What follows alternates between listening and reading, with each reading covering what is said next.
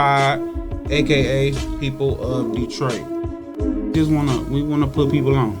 You know what I'm saying? We wanna get the world to know more about Detroit. Well, what makes us different at the pod is that we want to have real stories by real people and displaying real triumphs. At the end of the day, in Detroit, one thing we know how to do is hustle harder.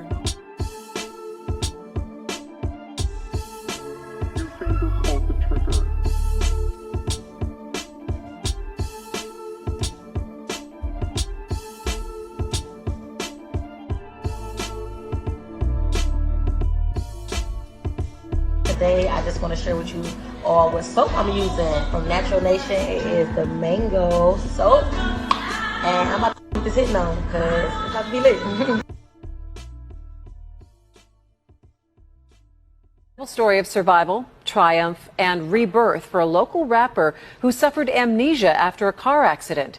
For nearly 3 years, he's been trying to rediscover who he is and who he was. Today, Paula Tutman shows us how music has been his guiding light until he saw a new light at the end of a very dark tunnel. His given name is Jimmy Brown, but in the music world, he was known as Supa Emcee, the Immortal. Brown keeps a smile on my face, knowing that you say I can't continue my day. The rest of Jimmy Brown's life started October 10th, 2020.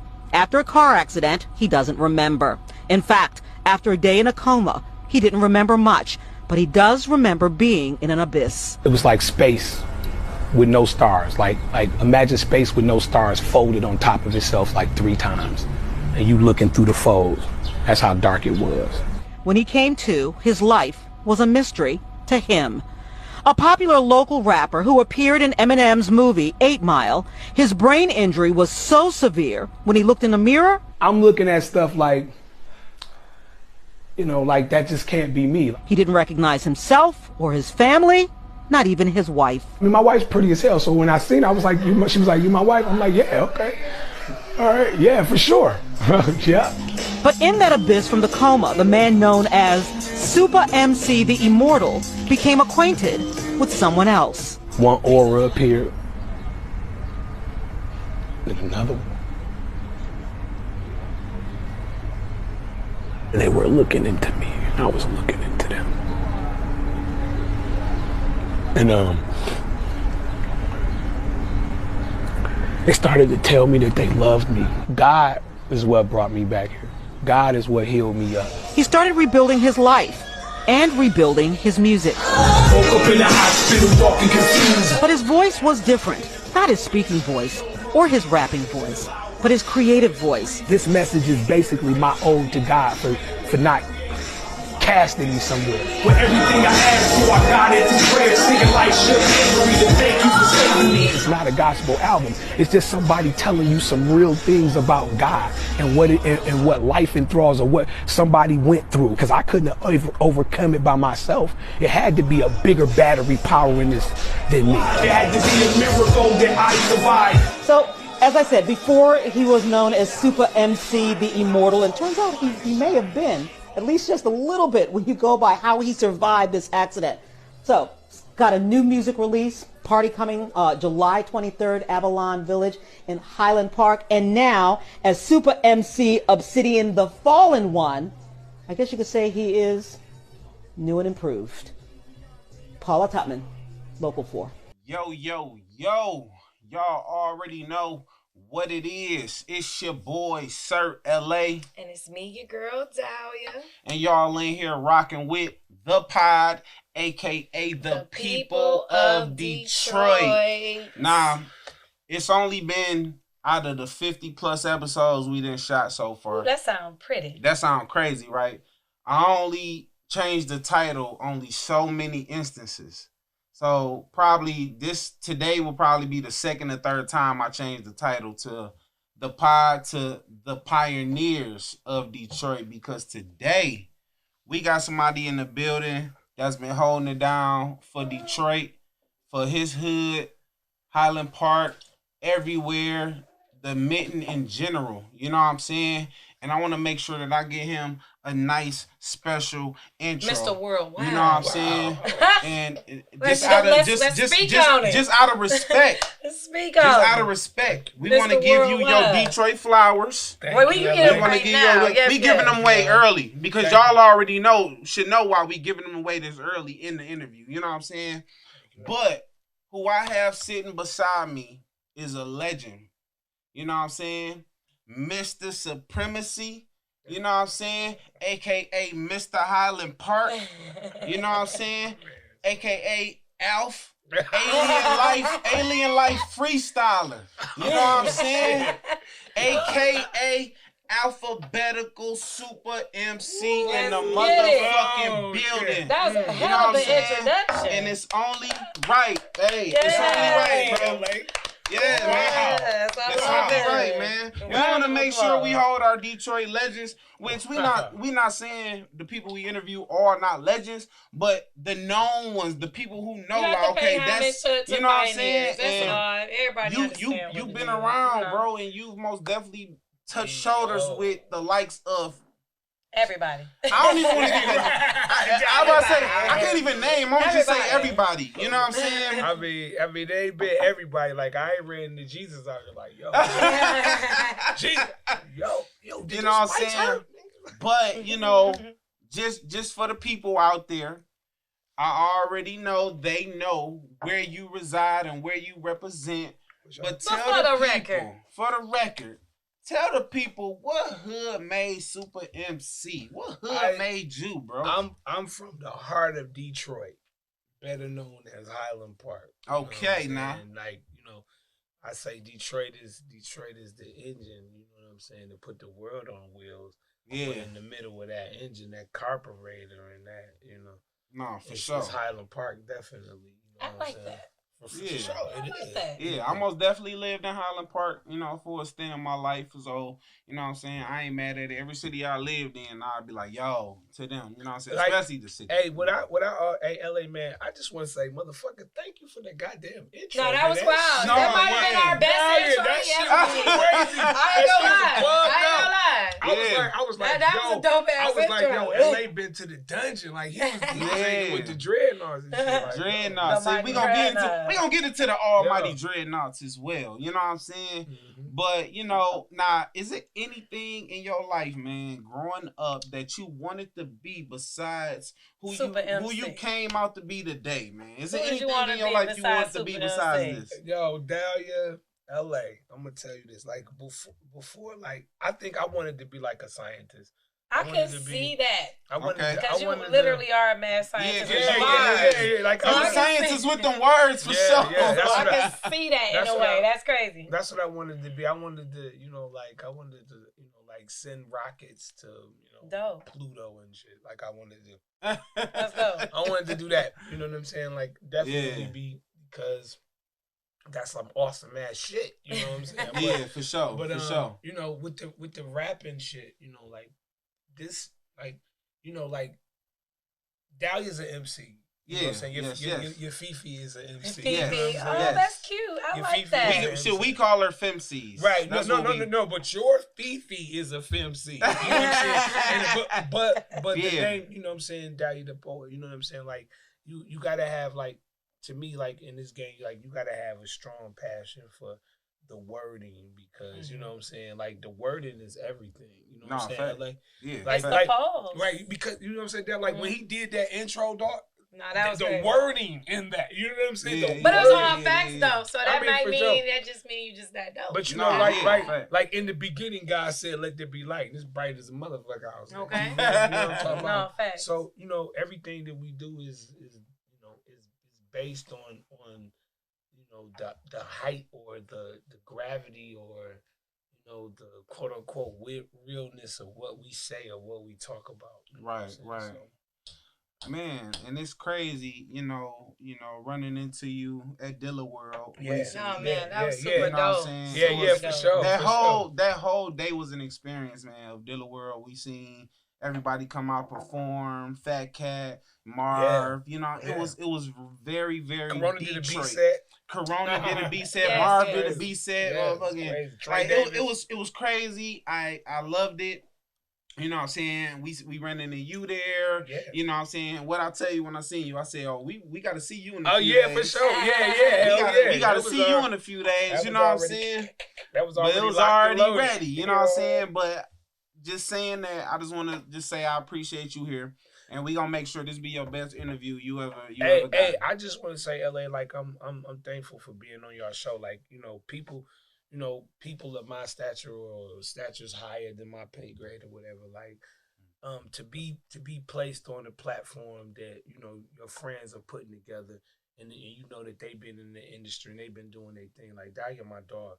And I know Dahlia fuck with you, and I know you. Yeah, that's my fiance. I'm trying to make it. I'm making it forever, so it's like, yeah, yeah. we locked in. You already know. So, yes. So it's always a blessing to get on platforms and being able to express yourself and talk about shit in the music and just kick it with your peoples. You know what I'm saying? While they doing their thing. You know what I'm saying? All day.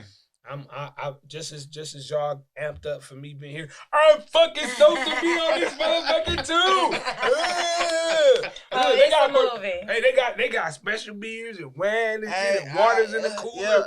You know what I'm saying? Yo, shout out OG Symbolic. Shout out OG Symbolic. That nigga was like, look, nigga, I got waters in this. Like, look, nigga, you can go right over there. You know what I'm saying? So y'all get on the show. You know what I'm saying? Hope at home. We take care of our guests. You know what I'm saying? We make sure that their needs are met. You know what I'm saying?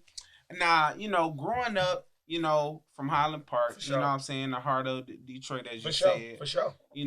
Mostly your mom and your grandmother raised you, correct? Yeah, like, damn, man. I'm like, this nigga LA is like on some secret ops type shit. Special agent, triple agent. Well, what's it called, baby? That what is it? That ghetto journalism? We call it ghetto journalism. Hey, for sure. Hey, yo, LA. Hey, for sure. Yeah, he's that guy. He does it. But like my mom's was definitely, you know what I'm saying, the one that had the hands and molded a nigga. You know what I'm saying? But my dad was there too. You know what I'm saying? My dad just, he was out in the streets. They all was out in the streets. You know what I'm saying? We was just, the grandmama was. I love them. I do. Hey, it's all right. But them grandmamas was, because my mama was doing what she was doing, my dad was doing what he was doing. Yeah. You know what I'm saying? So, we'd be at the grandmama, my G-mama house, you know what I'm saying? And, she was the one that, them late night meals, you know what I'm saying? Them early morning wake ups in the middle of the day ass kickers. They, neither one of them. And just, like you speaking on the grandparents and stuff, like I was blessed.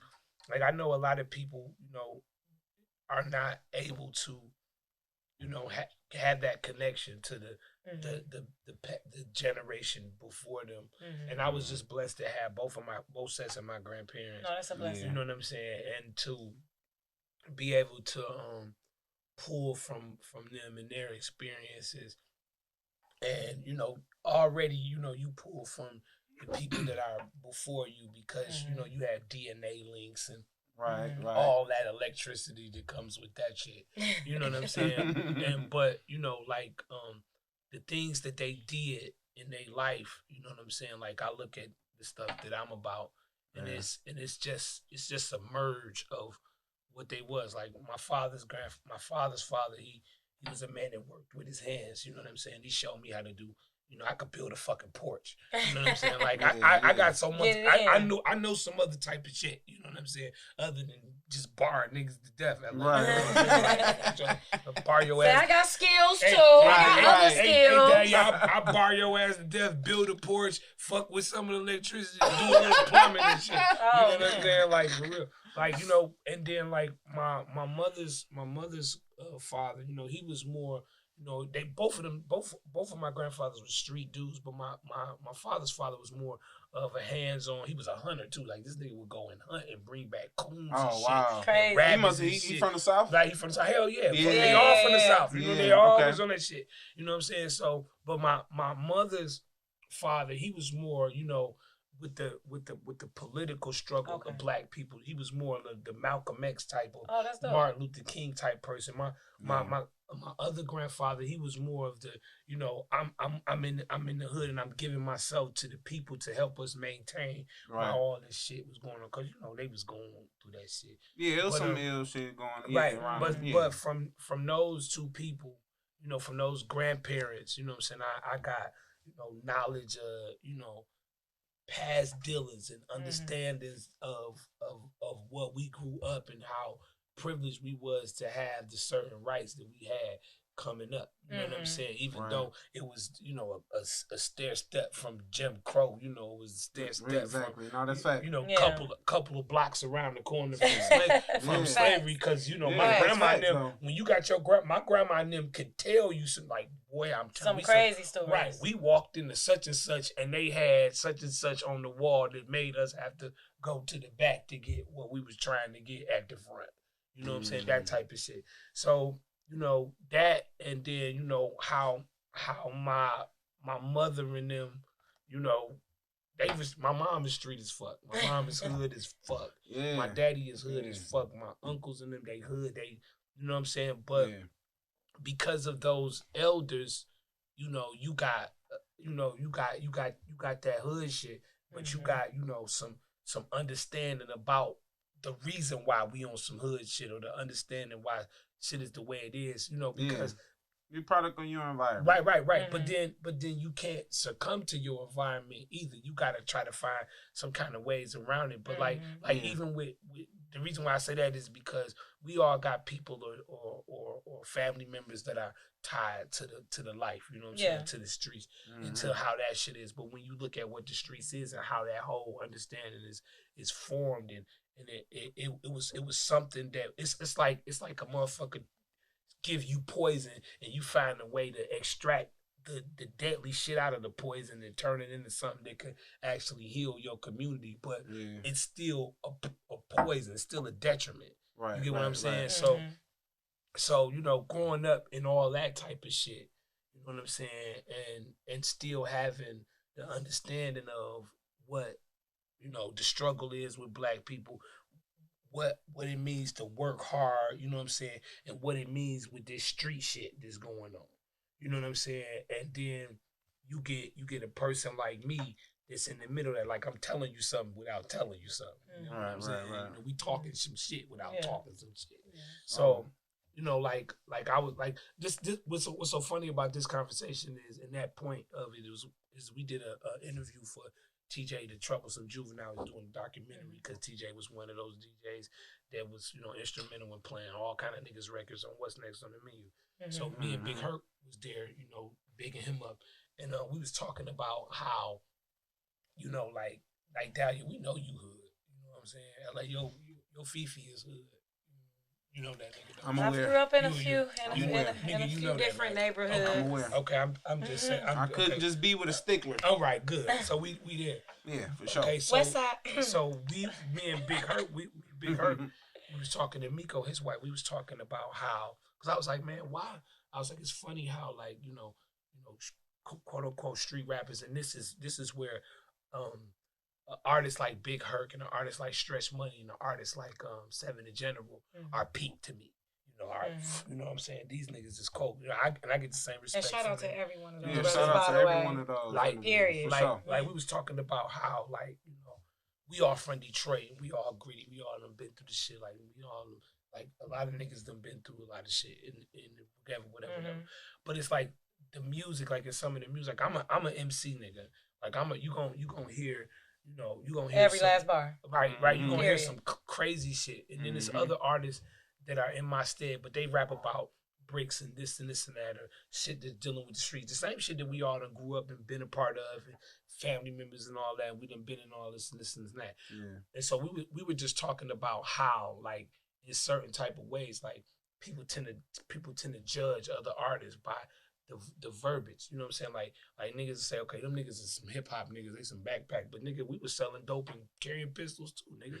You know what I'm saying? Like I don't know, like just because y'all was rapping just because about you it, may put a certain preference over lyrical ability and delivery, it doesn't mean that you haven't experienced things. Niggas, or just because a person may not even talk about it, don't mean they never lived it or been around it. Right. Because where I came from, you know, my pops and people was like, look, nigga, we know you dope as hell with this word shit, but nigga, you better not be rapping about that shit in the fucking songs, nigga. You know what I'm saying? And that's just how, you know, we wasn't the niggas that, like, to me, like, how I grew up in the understanding the shit that I've been involved with, the shit that I seen was, like, you remember that video that the Birdman and them niggas did?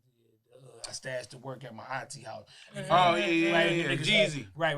And them niggas had that was Birdman. Manny Fresh, yeah. Manny Fresh did the beat. Right. So you know them niggas lifting up the motherfucking mattresses, money and shit, like, and I'm just sitting there like, a nigga like me, I'm sitting there looking at that shit like, nigga, you know how many niggas y'all about to send to jail off some shit like that? Right. You know, I know how many real niggas that don't rap and that's their only way to get fed and ate and take care of their family. You know how many niggas y'all about to send to jail just off of the display? You know what I'm saying? Just off of the display. I remember back in the day when niggas was scrapping and shit. Niggas had shit in the motherfucking little chip bags. Niggas had shit in the little chip quarter bag, bags and shit. Yeah, niggas had chip bags. Niggas be the age of chip bags and threw shit in the chip bag and just threw the chip bag down. You know, motherfucker walk up, boom, pick the chip bag up, nigga, you good. You know, whatever. And then I see niggas display this shit or niggas talk about it or niggas put that shit out. And I'm sitting there like, nigga, what the fuck? There's been a lot of people being able to live vicariously through artists because they are displaying a lot of, you know. Yeah. A lot of stuff, but then what like what me and Herc was talking about, we was like, yo, he was like, yo, man, niggas, we all the same type of niggas. I don't know what these niggas is tripping on. But that's where a person like an artist like a Stretch Money or a Big Herc and a 7 Degenerate was regal to me because they channel both of those auras. The aura of the lyricism and the aura of the streets, and they channel them into one part. They like, to me, them niggas is like a quintessential Nas to me. You know what I'm saying? Because that's what Nas was to hip hop. We did see Herc at the premiere too. Yeah, I think about it. He was there. Nas was like the emergence of niggas on some street shit.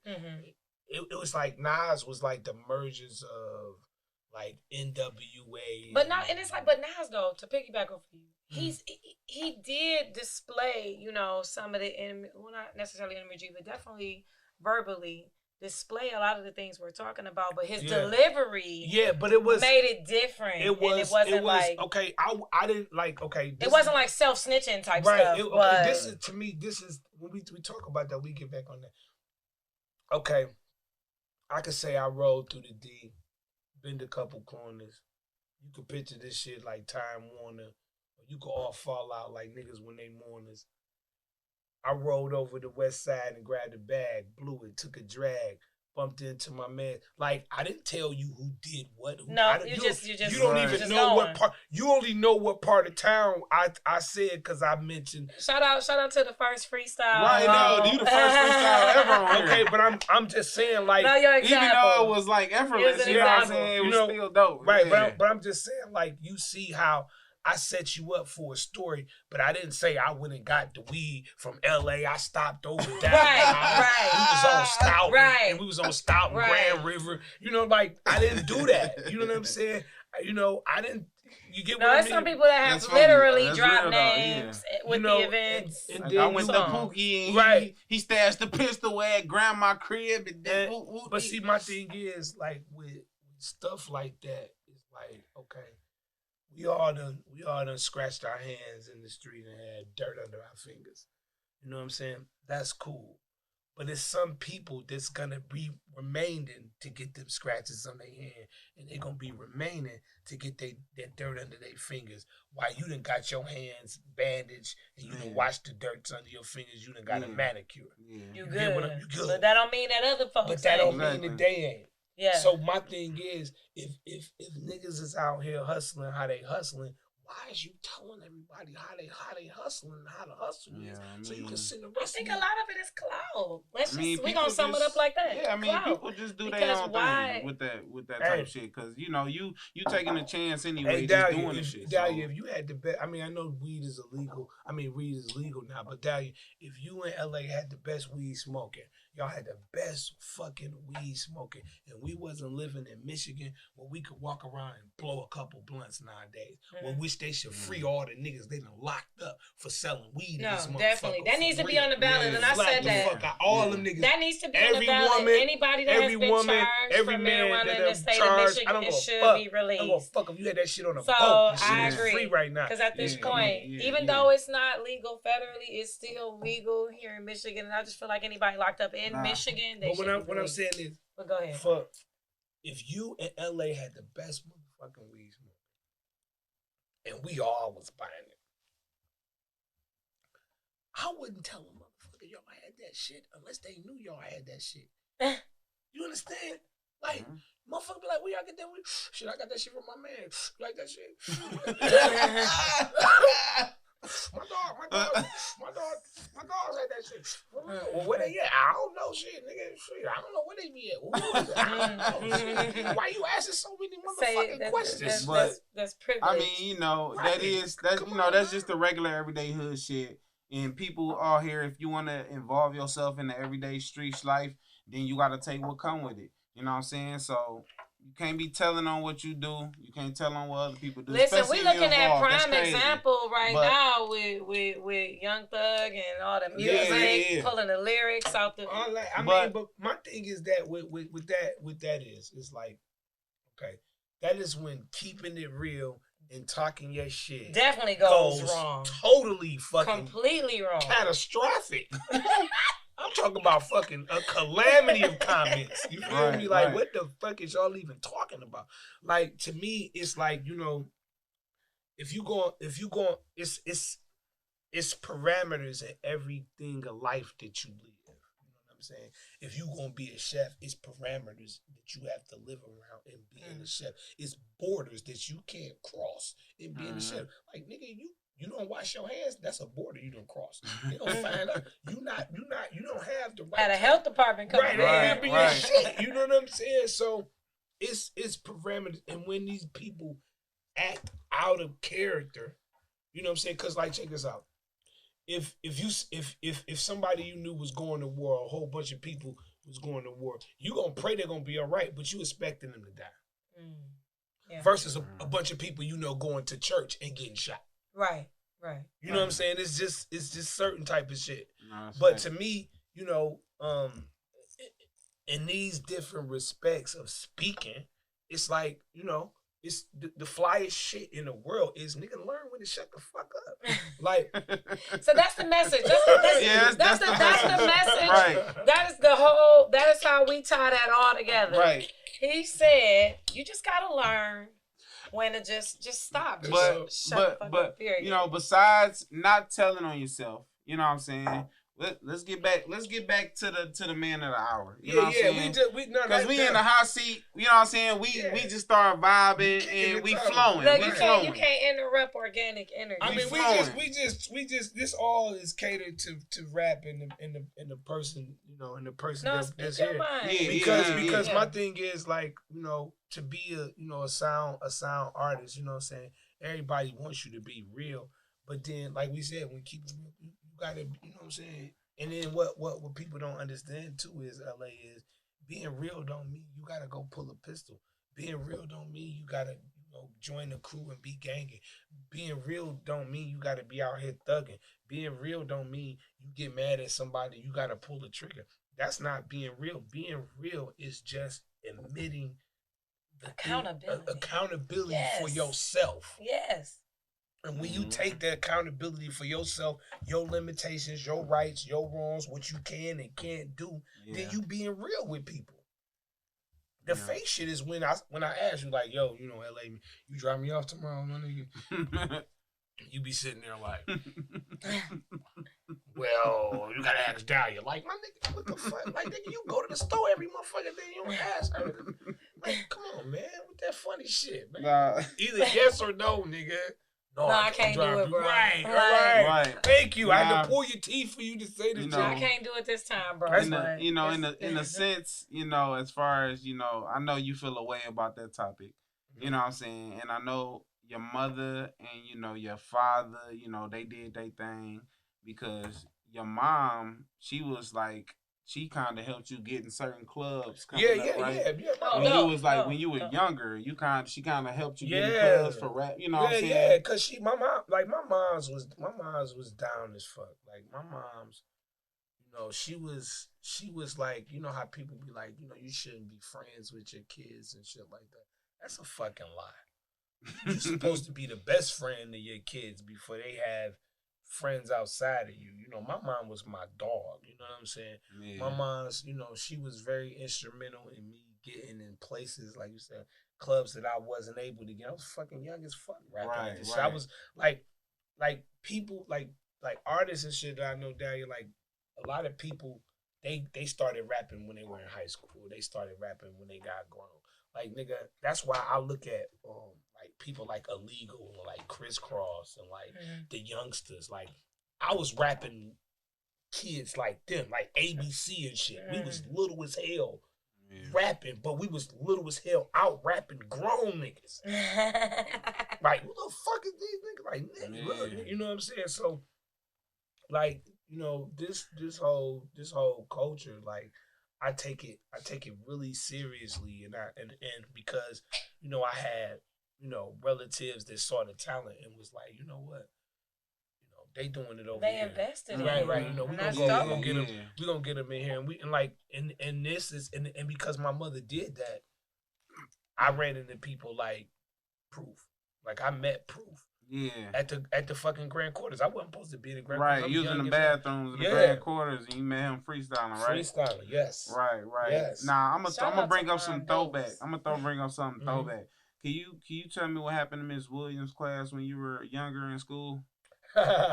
Hey, okay, this is funny as fuck. Okay, I used to go to John Marshall right here on it was on fucking State Fair and shit, right? State Fair on 75 and shit. And in that time frame, I would just be freestyling. Like I would just watch TV and get to rapping, saying raps about the Dukes of Hazzard and shit. Like I would, it was just anything that would come to my mind out, so it would just come on, spit. And my mom would be like, yo, shut the fuck up. Like you always, yes. Boom. So,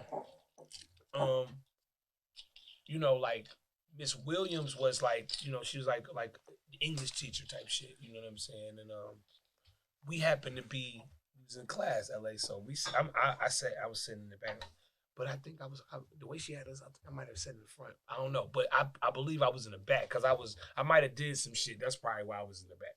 Mm-hmm. But I was, I was sitting there, just because I was fucking crazy for this rap shit. Like, it wasn't just in you, but it's natural when it's just in you. I would be in there fucking like I'm gonna tell y'all. I probably could have been fucking valedictorian at every fucking school in every fucking grade. But the other half of me was rapping. The other half with me was fuck this test. I'm like you really bars this. That's where your interest was. That's so Miss Williams do some whole shit because she was one of those teachers that would get on your ass. It's crazy because I had a funny Miss Williams too. Yeah, did she have an afro? She had a bad wig. Oh, okay, well, she had a bad wig. This was had like a little afro. She was short, kind of stocky, little light skinned lady. But she was like kind of glazed though, right? She had a nice Dunkin' Donuts color. Oh my goodness. Right? So we in the class and shit, So I'm sitting back there, just going and shit. So she like, yo, she said, Mr. Brown. I'm like, oh shit, your Black history, I'm like, oh shit. So she won't put me on spot in front of everybody. She's like, well, you back there rapping, you know what I'm saying? You got a Black history rap. Oh, now, there you go. No, but see, don't doubt, this is funny shit. This story is part of the reason why I started to write that shit. Because at first I didn't write it, like, you know what I'm saying? You was just freestyle. I be just, I hear beat, I rap. I be like, yo, right. just going and shit. So Miss Williams, she, you know, put me on point, Daddy. She put me on point, you know. You gotta, you know, stand up. Tell me, like you better tell me something about motherfucking Black history or your ass is done back there, Mr. Rapper type shit. But the kids laughing because they know you just about to bomb. Come on, man. They like this guy be at lunch clowning. This fucking guy is like, this nigga don't got this shit. Man, stop. And you ask him to rap. Yo. Oh, no, they was ready. Oh, they was looking they was ready because they know you was rapping. Hey, Daddy, everybody look like, oh, I'm waiting to hear this shit. You know what I'm saying? So you better get it, dog. So you know how it was back in the day, you know what I'm saying, Daddy, you know, LA, you know how it was back in the day in school, you know, during Black History Month. It was Black History Month too. So you know, Black History Month, you know, they would have pictures of, you know, all our heroes, all up on the walls and shit. You know, Benjamin Banneker, Sojourner Truth, you know what I'm saying, MLK, you know what I'm saying, you know, Paul Lawrence Dunbar, you know what I'm saying, the whole line, right. George Washington Carver. Yo, listen, LA, I stood up and did this. I panned the room real. This is freestyle nigga shit. See, if you can't freestyle, you don't know about this type of shit. This is some ninja freestyle nigga shit. He said I had to pull it from my environment. I just did like, for real, Daddy. We going live. We going live right off the table. It's marble. Let's go. You know what I'm saying? Yo, I just did like this. Quick little pan. Whoop. And I just went around the room. She was like, oh my God. Shit, like, okay, but sit down then. Yeah. Right? They laughing and shit. Shut everybody up. Right. Quit playing with me. Shut everybody Quit playing with me. And I know what they do. You get what I'm saying? This ain't just me calling out names. I'm calling the names out and breaking the people down. You know what I'm saying? Right. That's dope. Yo, so the kid's like, oh shit. So when we get ready to leave, she like, you know, she kind of like sit your ass down or some shit like motherfucker, you know, type shit.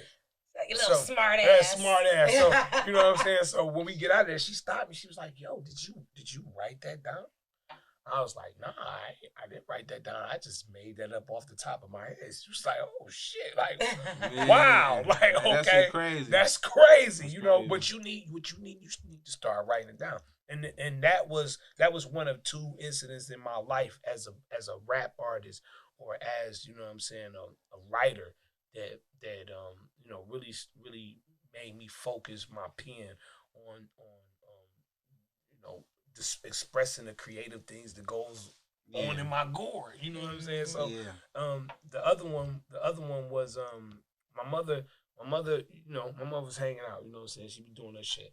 And my auntie is, you know, Sherelle, the sings. Yeah, the 80s R&B singer. Yeah, the sings with Alexander O'Neal. Like, Sherelle used to be at my mama's house hanging with us all the fucking time. You know, her and her boyfriend. That's super dope. Randy and shit. Like, this is fucking crazy. This is That's at dope. the time where Sunday, Monday, this shit is on the radio. It's fun. What you talking about? Sherelle is taking me into my bunk bed like, nephew, go to sleep. You know what I'm saying? Like, what the fuck is y'all talking about? Like, nigga. That's crazy. Anyway, so, you know, Sherelle would come over. They would come over at night. They'd be hanging out. You know what I'm saying? Whatever.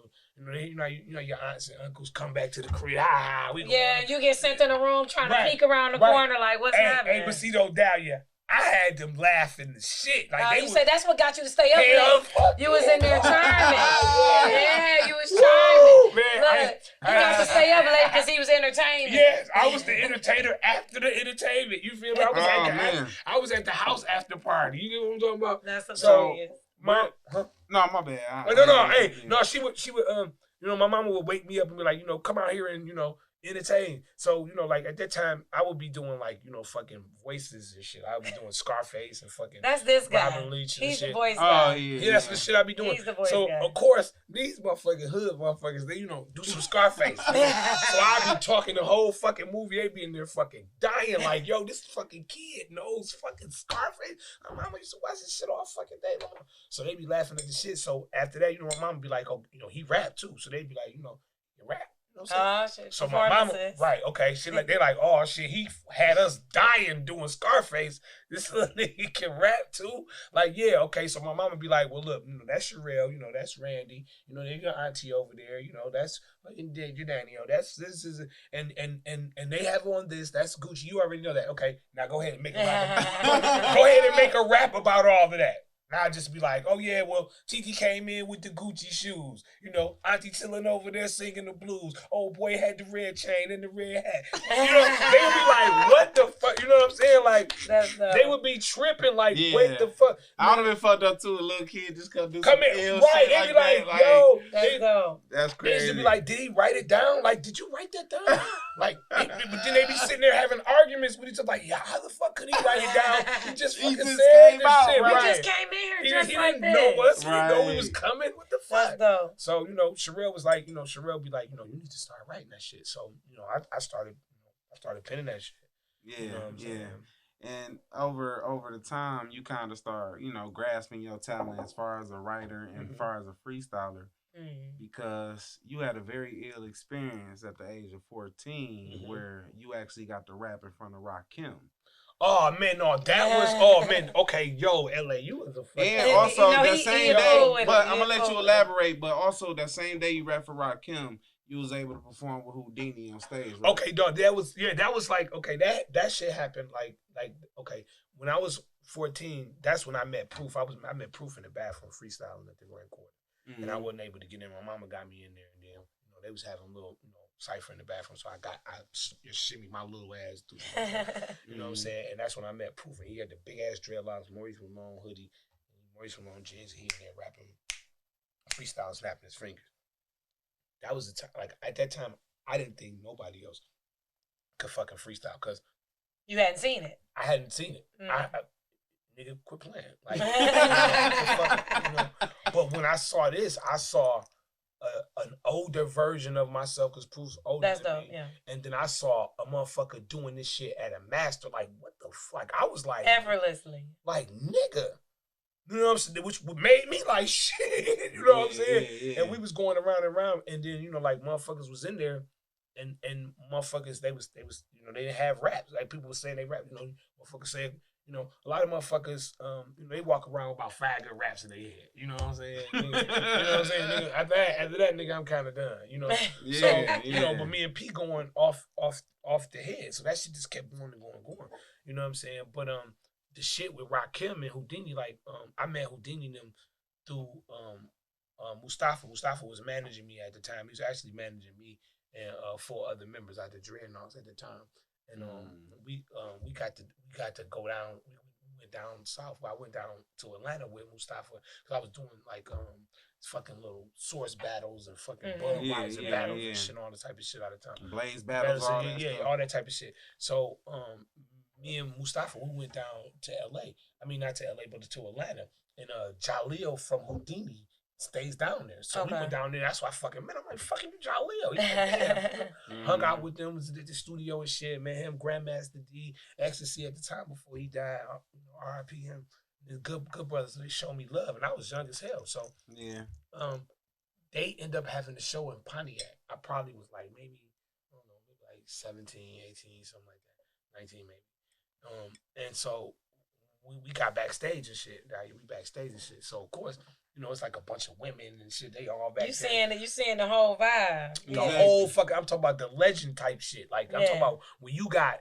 I'm talking about some of the baddest motherfucking bras in that bitch screaming, "Hello, friends!" And that bitch like nigga. If one of you niggas choose me, I am dropping it like it's hot on your face, nigga. Like I'm like, nigga, you gonna get this cooch, nigga, or up your nose, nigga. Shit, like that. I'm like, damn, this shit is magnetic. You know? Shit. So you know, Jaleel and them is my people and shit. So. Jaleel, they motherfucking LA, they motherfucking screaming friends. They in that bitch already others. Like, nigga, come here, you know. So just happened, it was fucking crazy. I'm telling you, like, yo, just so happened, fucking Jaleel turned. And he seen the girls sing, so he came over there, was giving them some hugs. You know, he was all over there like, you know, they is fucking like. They done melted. For real, Houdini. Get lost in me, Houdini. Right? So, you know, Jaleel came and hugged the girls. He hugged them like, baby, you know, giving them love and shit. So when he hugged them, I'm short as hell. So the ladies is all taller than me because they in their little heels and shit. They friends. You know, the twos and fuses bulging. You know, they blocking my little ass. Hey, You know, lucky he. So look, Jaleel hugged the girls, and like when he hugged, you know, you hug two people, your face is in between their shoulders. So when he hugged, and his face was in me. He was like fucking Supe and pushed his ass away and grabbed me. He pulled me on stage. I'm like, oh shit, he grabbed me. Oh, wow. Now Jaleel is tall as fuck. I'm fucking fat. Jaleel, I don't know. He maybe like 6 feet or so, 6'2" or so. I don't fucking know. Them niggas taller than me. I don't know. Right. My niggas, they big. My big brothers and some big brothers. You know what I'm saying? So Jaleel grabbed me, pulled me on stage. He's spinning around on stage, jumping and shit. He's like, yo. He grabbed me. He's like, y'all know who the fuck this is?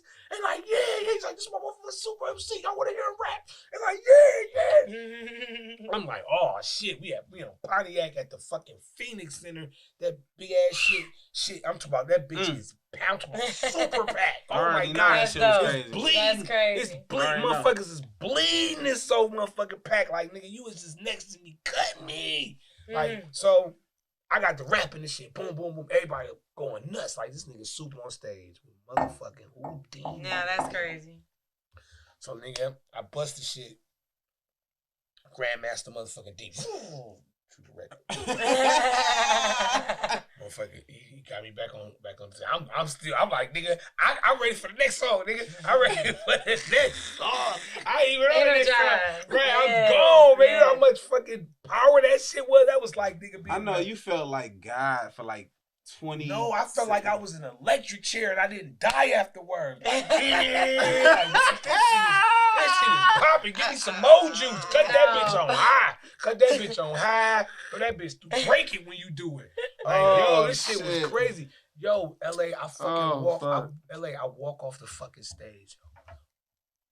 Tell y'all bump into a motherfucker like this. Oh, excuse me, bro. I'm geeked as fuck. I just rap with Houdini. You know. Holy shit. Fucking rock him. No, that's dope. Holy shit. Oh. Yo. That's dope. Fuck That's you. Dope. That's dope. Yo, you fucking rock him. Yeah. Yo, it's fucking rock him. It was, yeah. Yo, you the fucking, man, the myth. Dude, I said, yo, I know a man ain't supposed to worship another man, but nigga, you are a fucking god, nigga. He was like, yo, you know, like, yo, nigga, like, get it together. Thank you. I am Rock Kimberly, little nigga. But nigga, you dope as hell. I was like, what? No, that's dope. He was like, yeah, I saw you rock. Nigga, you dope as hell. I was like, huh? What? Yeah, shit. Bitch, ain't none of y'all, you can't tell me shit. Nothing. Nah, fuck a girl. I mean, I won a Grammy. You know, I won an MTV award. I won a BET award. But nigga, that was my motherfucking BET award, nigga. Light little stunt real quick. Shameless plug. Slight little stunt real quick. Shameless Not too plug. crazy. You know what I'm saying? But very fucking ill shit, bro. Oh, that's a dope story. I had to ask you about that, of course, a dope because, story. you know. LA, I'm talking about, and then I got to perform, I got to open up for him and KRS-One recently. And it's you know how they tell you don't ever meet your idols. That's a bullshit ass life story. Some of your idols, you meet them at the wrong time. They beat them just cussed their manager out, fired a couple bitches, you know, got into it with their homies and just lost 50,000. Yeah, you meet them, nigga. Motherfucker, what you want? Like, damn, nigga, you caught me on the road. You should have met me Friday, nigga. We'd have been the best of motherfucking friends. You know what I'm saying? Like, nigga, I would have sent your baby girl a Rolex for her birthday, but nigga, you got to deal with this man, nigga, now. Like, you know, That's funny as fuck. I got the fucking me KRS-One. We was in New York, and I opened up for KRS-One in Canada and shit. Had a show with him, and Fredro Starr and shit. And, nice. You know, I got to open up for these are my fucking idols. Rakim is the idol of fucking penmanship and fucking Agreed. And I'm talking about Agreed.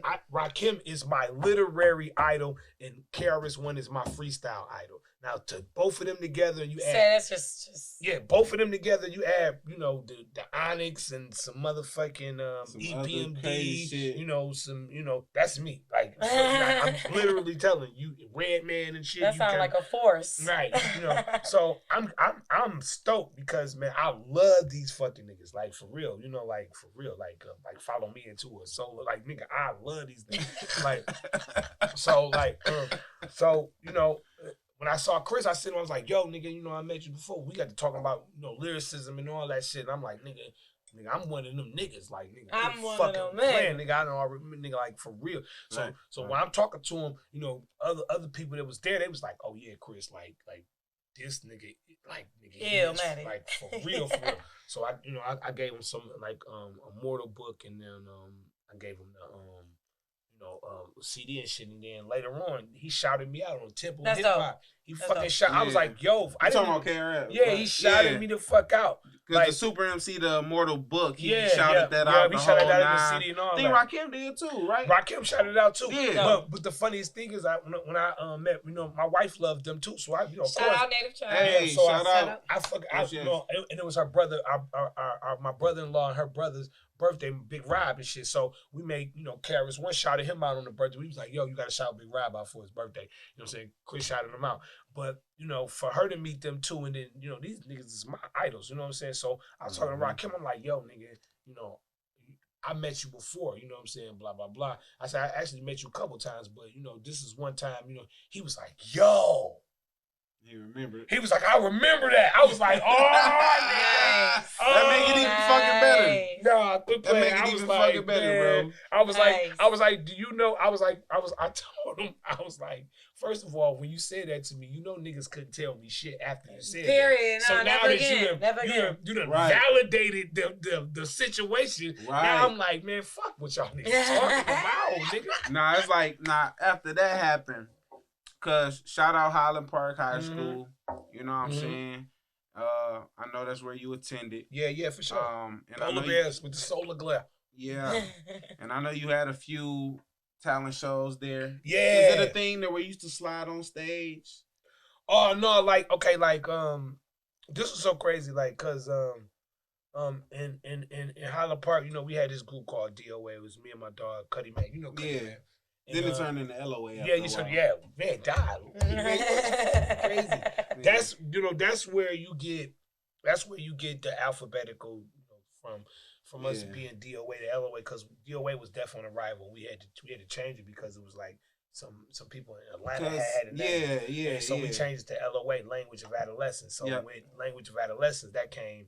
We was on some other shit then. Now this is high science rap. Nah, this is you forming the Confused Cynical, correct? No, the Confused Cynical came after LOA. Cause like LOA was because it was like like some groups that came together on some mutual shit that y'all didn't know. Yeah, no. See, this is what it was with the LOA and the Confused Cynical situation. DOA, because DOA was the group that we was in high school from middle school, right? We went to Henry Ford Middle School. That was in Highland Park, and then we went to Highland Park. Okay, so DOA was you know, when we was in middle school. So when we got to Highland Park High School, whatever, you know, we couldn't use the name because somebody in Atlanta had the name. Right. So that's when we switched over to LOA, Language of Adolescence. Now with that title, it was like, oh man, we about to be on some fucking crazy, because now we getting better as rappers and shit. I'm talking about on some crazy shit with the story and all that shit. Yeah.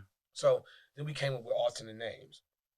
So we had like Riff, Essence, Alphabetical, and Dialogue. And then it was Read. Yeah, Read, if you put it together. Language of Adolescence, Read. You get what I'm saying? You was like everything was like on some literary shit. So then that's when, you know, like I came up with, you know, calling myself Alphabetical to Supa Emcee. But it was based on alphabetical soup, and you know what I'm saying? And then, you know, like that's when it transformed to Alf. Yeah, Alf. And then, you know, Alien Life Freestyler. Yeah. And then it kind of progressed to your current. Because Alphabetical was a name, like, you just imagine somebody be like, hey, Alphabetical, how you doing? Like, hey, Encyclopedia Brown. That was another name I was going to use. Encyclopedia Brown. I swear to God. Wow. I swear to God. Because at one point in time, like, you know, like I used to be like my mom. I can tell you, mom was very, very smart, intelligent street woman. Very smart. I had the opportunity to meet your mother before. Yeah, for sure. You know, very fiery. So, you know, I used to go to her like, yo, nigga, what's this word? You know what I'm saying? She'd be like, nigga, such and such. Okay, what's this word? Such. What's this? Such. Yo, why don't you go pick up something? Yo, hold on. Wait a minute. Hold on. So, you know, she bought me like a dictionary set with like a thesaurus to this shit. Saying, and I think it was like investing. Right. She was like, look. Yeah. Okay, now dig this. So, you know, it just I just would pick this shit up and just would be like all the A's, and I'd just be reading this shit. All the B's. I just be going through that bitch. Right. And then, you know, after you like, you know how people go to the gym and they work out now, you be like, and then they go to work out and like, and then you know, about 4 weeks later they can pick up a garbage bag. You know what I'm saying? You know what I'm saying? So, you know, reading all that shit, like that shit was like really, like that shit really got into my shit. Like it just, you know, learning. You was working that muscle. I was working that muscle. Yeah. So that's where the whole thing of, you know, alphabetical, like, oh my God, I know I'll be reading this fucking dictionary. Like, nigga, I am the thesaurus dinosaur or something. You know, because I knew all these fucking words and shit. So I was like, okay, yeah, alphabetical soup, that would be dope. But then I'm a super MC, like Superman shit. But then like this is another thing that I'm a bomb on y'all show since we're talking about. Hey. Okay, I'm always ready for that. The creation of, you know, the name I chose. Like my mother had a guy she was dating at the time. You know what I'm saying? Where, you know, when I was younger, and this is you know, me thinking about that added to that. It was a situation where, you know, he was dealing with some type of people and they came to kill him. You know what I'm saying? And they shot him up a bunch of times, but they didn't kill him. Right? So when he came back to see these people, he had a Superman shirt on. And he told them motherfuckers, bitch, you can't kill me, I'm Superman. You know what I'm saying? But that's when you got married in Superman show, right? Yeah. Carry on. I'm listening. Right. I just want the right. Bing. You know what I'm saying? So, you know, that was that. You know, knowing that story. But see, later the ill shit and the sad thing about that was he did get eventually killed. They came and got him and killed him. But that was some, because he was one of them niggas though. He was one of them, you know, dudes. So that's partially why I chose that. You know what I'm saying? I chose that. That's crazy, you know what I mean? yeah. And but after you know, infusing my head with all these fucking words and all these different terms and, you know, reading all these crazy books, and I was just like, you know, like, dude, I'm about to do this crazy shit. So, you know, I started doing like the alphabetic shit. Like I started rapping from A to Z. Yeah, because you do got a song where you yeah. And see, what's so crazy is, like, you know, people have these, you know, different incidents and whatever, you know, like K-Solo and, because I brought it up in another interview, they were talking about K-Solo and DMX. Like, okay, yeah, they probably did, you know, because they was older than me, but I didn't know they was doing that. We was doing this shit over here. Papoose the only one I remember. Yeah, but like Papoose is the only one that actually made it to the point of having that out as a record. Like the shit we did, You just was doing it. We did this shit. Like me and my brother Conflict, you know Flick. Yes. Like me and when I met Flick when I was like 15 years old. You know what I'm saying? I met Flick in the basement of on 110 Tuxedo at the Dungeon. You know what I'm saying? This is like before I became a Dreadnought. I just probably like later on that year I became a Dreadnought. So like me and Flick, like every day, because Flick was the type of, me and Flick is similar energy. That's why we call ourselves Tomax and Zamos. Like part of the Dreadnaughtz, me and Flick got a group together called the KGB, which is the Crimson Guard Battalion, which is the Crimson Guard based off Tomax and Zamos, which is, we always call ourselves the twins. You ever heard niggas say that's the twin? You know what I'm saying? But there was a funny thing, I got a scar on my face. You know, right? It's funny shit. But me and Flick used to every day, like we used to come up with like a different style every day. We used to try to, just, you know, push it to the limit. Scarface theme song with rap shit. We used to come up with different styles every fucking day. So it'd be like different shit. Like we would be doing all type of shit with words. We'd be doing all type of shit. Like you know what I'm saying, you know, rapping all these different ways and stuff, you know. And by me and Rama and them being the LOA, language of adolescence, like we wanted to do everything we possibly could to fuck with rapping and incorporate, you know, the eight parts of speech with this grindy ass slang of hip hop. You know what I'm saying? Because like language of adolescence, and this is just crazy because y'all got me talking about this shit. Language was listen as niggas give you a good everlasting slang.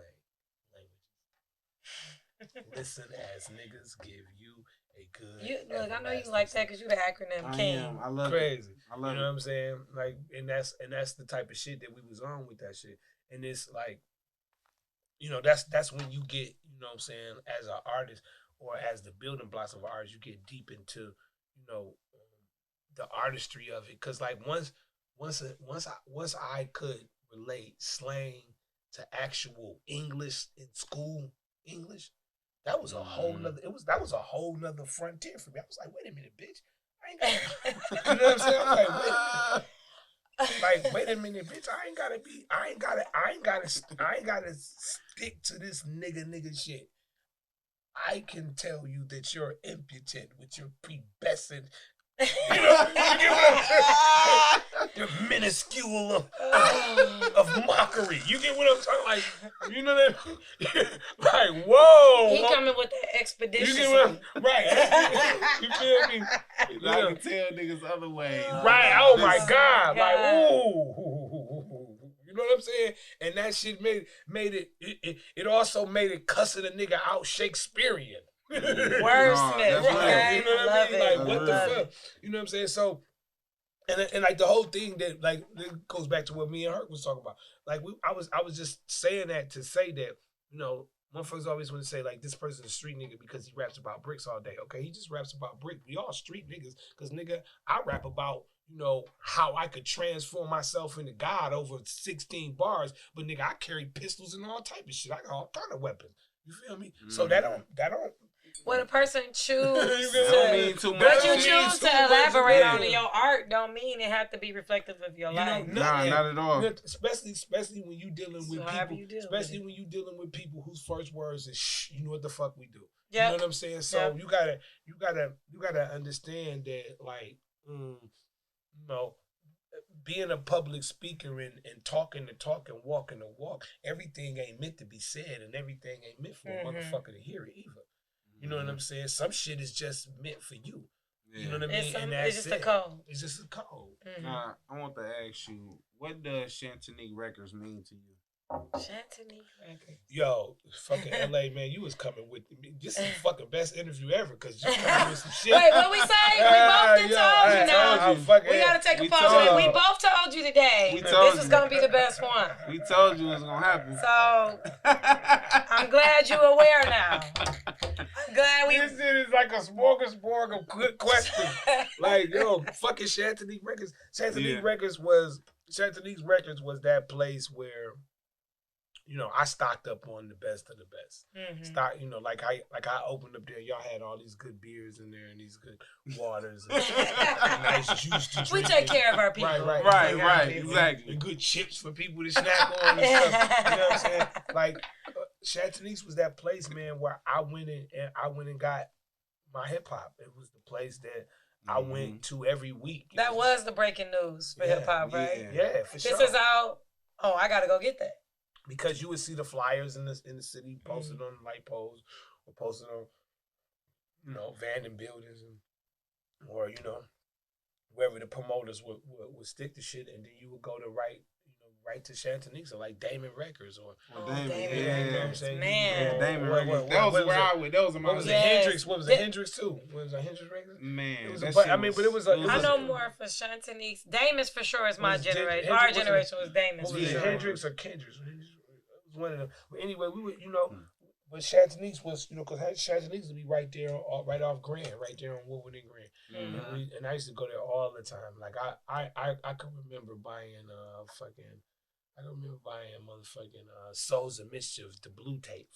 Souls of Mischief when it came out. I can remember buying motherfucking Illegal from there. I can remember buying fucking Nefertiti tape from there. I can remember buying motherfucking Ahmad single back in the day when I was young and not a kid anymore. Like, you know what I'm saying? Like, said you had your whole collection coming out of Shantanique. I'm for real. What's so crazy is that my mother bought me a dresser drawer, right? About, you know, $4 for you to put like your a little chest or something. For you to put your pants in there, your little undies, your shirts, and your good shit, your socks at the top. Nigga, yo, she came to that bitch one day. She was like, you know, she washed my clothes. Like, you got to pick your own shit up. So she go to pull the drawer heavy as fuck. So she pulled that bitch out. There's tapes in that bitch. So she shut that bitch. She pulled the other one. There's tapes in that bitch. She shut that bitch. She pulled the other tapes in that bitch. She shut that bitch. She pulled the other tapes. She's like, damn, nigga, where the fuck you gonna put your clothes at? Music is life, man. You like, that shit up real quick. Man, she was man, you know how a motherfucker look like, damn. Oh, fuck. Like, I was gonna put that shit away for you, but you done fucked it up. Got all this shit in. The fuck you gonna put your clothes in? I was like right there on the corner, right here. My clothes would be stacked on the corner. So you will make it work. All right, fuck that. He said, fuck them clothes. Let me protect these tapes. I want to ask you something else, too. Mm-hmm. Does the nickname Mr. TNT sound familiar? Mr. TNT. Yeah. Well, my cousin is TNT from Nodis, Terry. He's the role with Esham and God rest him. You know what I'm saying? And that's my motherfucking guy, man. I miss him. I wish he was here. You know what I'm saying? Because, you know what I'm saying, he was one of them dudes to our family, like me coming up as a rap artist. I was like, yo, my fucking cousin is running around with fucking Esham. Yeah, fuck crazy. Here. Yeah. What the fuck are you talking about? You know what I'm saying? And fucking with him, and once he knew, you know what I'm saying, I had some fucking raps, and I could rap well. You know what I'm saying? He was like, yo, shit, cuz he hooked me up with a show out at the Ritz. It was like fucking, this shit was like 94 or some shit, like 93 or 94. Hooked us up with a show with Esham and them out at the fucking Ritz. And this is the first time I got to meet Esham. And fucking at this show, man, this fucking, yo, Esham was on some fucking shit. Check this out. This fucking Esham, you know those roll carts like this? You got the arm thing right here, you go put shit on the cart and you roll out. Okay. Esham had one of them roll-ass moving carts, right? Okay. And they built like a fucking graveyard on the top of the motherfucker. And he go and lay in the motherfucker at the bottom of that bitch. Right? and then when they roll it out, the motherfucker is probably about high as this table or a little higher, right? So he get in that bitch, right? Like this. And then it got the coffin, it got the fucking headstone and shit, right? So then he just stand up and then it just like he come up out the dirt and shit, like he just damn. Man, this shit was fucking crazy, man. Fucking did this show with fucking Esham because we came out, we opened the show up. You know what I'm saying? Me, Chris and Cuddy Mac, we opened the show up and shit. And this is like pre-Dreadnaughtz situation because you talk about the Confused Cynical. The Confused Cynical was us from DOA, LOA, with Cuddy Mac's brother, which was 01. 01, Chris and Pernell. Yeah. And there was ought to be a slight beef when it came to that, but till y'all found out everybody was connected. Yeah. Okay. How we got into the Dreadnaughtz? Okay, like Confused Cynical was me, Cuddy Mac, and Rama. That was DOA, and it was Pernell, Chris, and 01. They was Black Insanity, and together we had the Confused Cynical. Right. So, you know, Pernell was trying to do stuff with his brother Butch. 01 was doing some other shit. Rama was doing some other shit. Cuddy was running around trying to get shit, doing shit. So me and Chris was like, look, we about to keep this shit going because niggas is doing their own fucking thing. I don't know. Trying to tell these niggas, you know, make it happen. Niggas doing what they doing. So me and Chris formed a group called Outer Realm.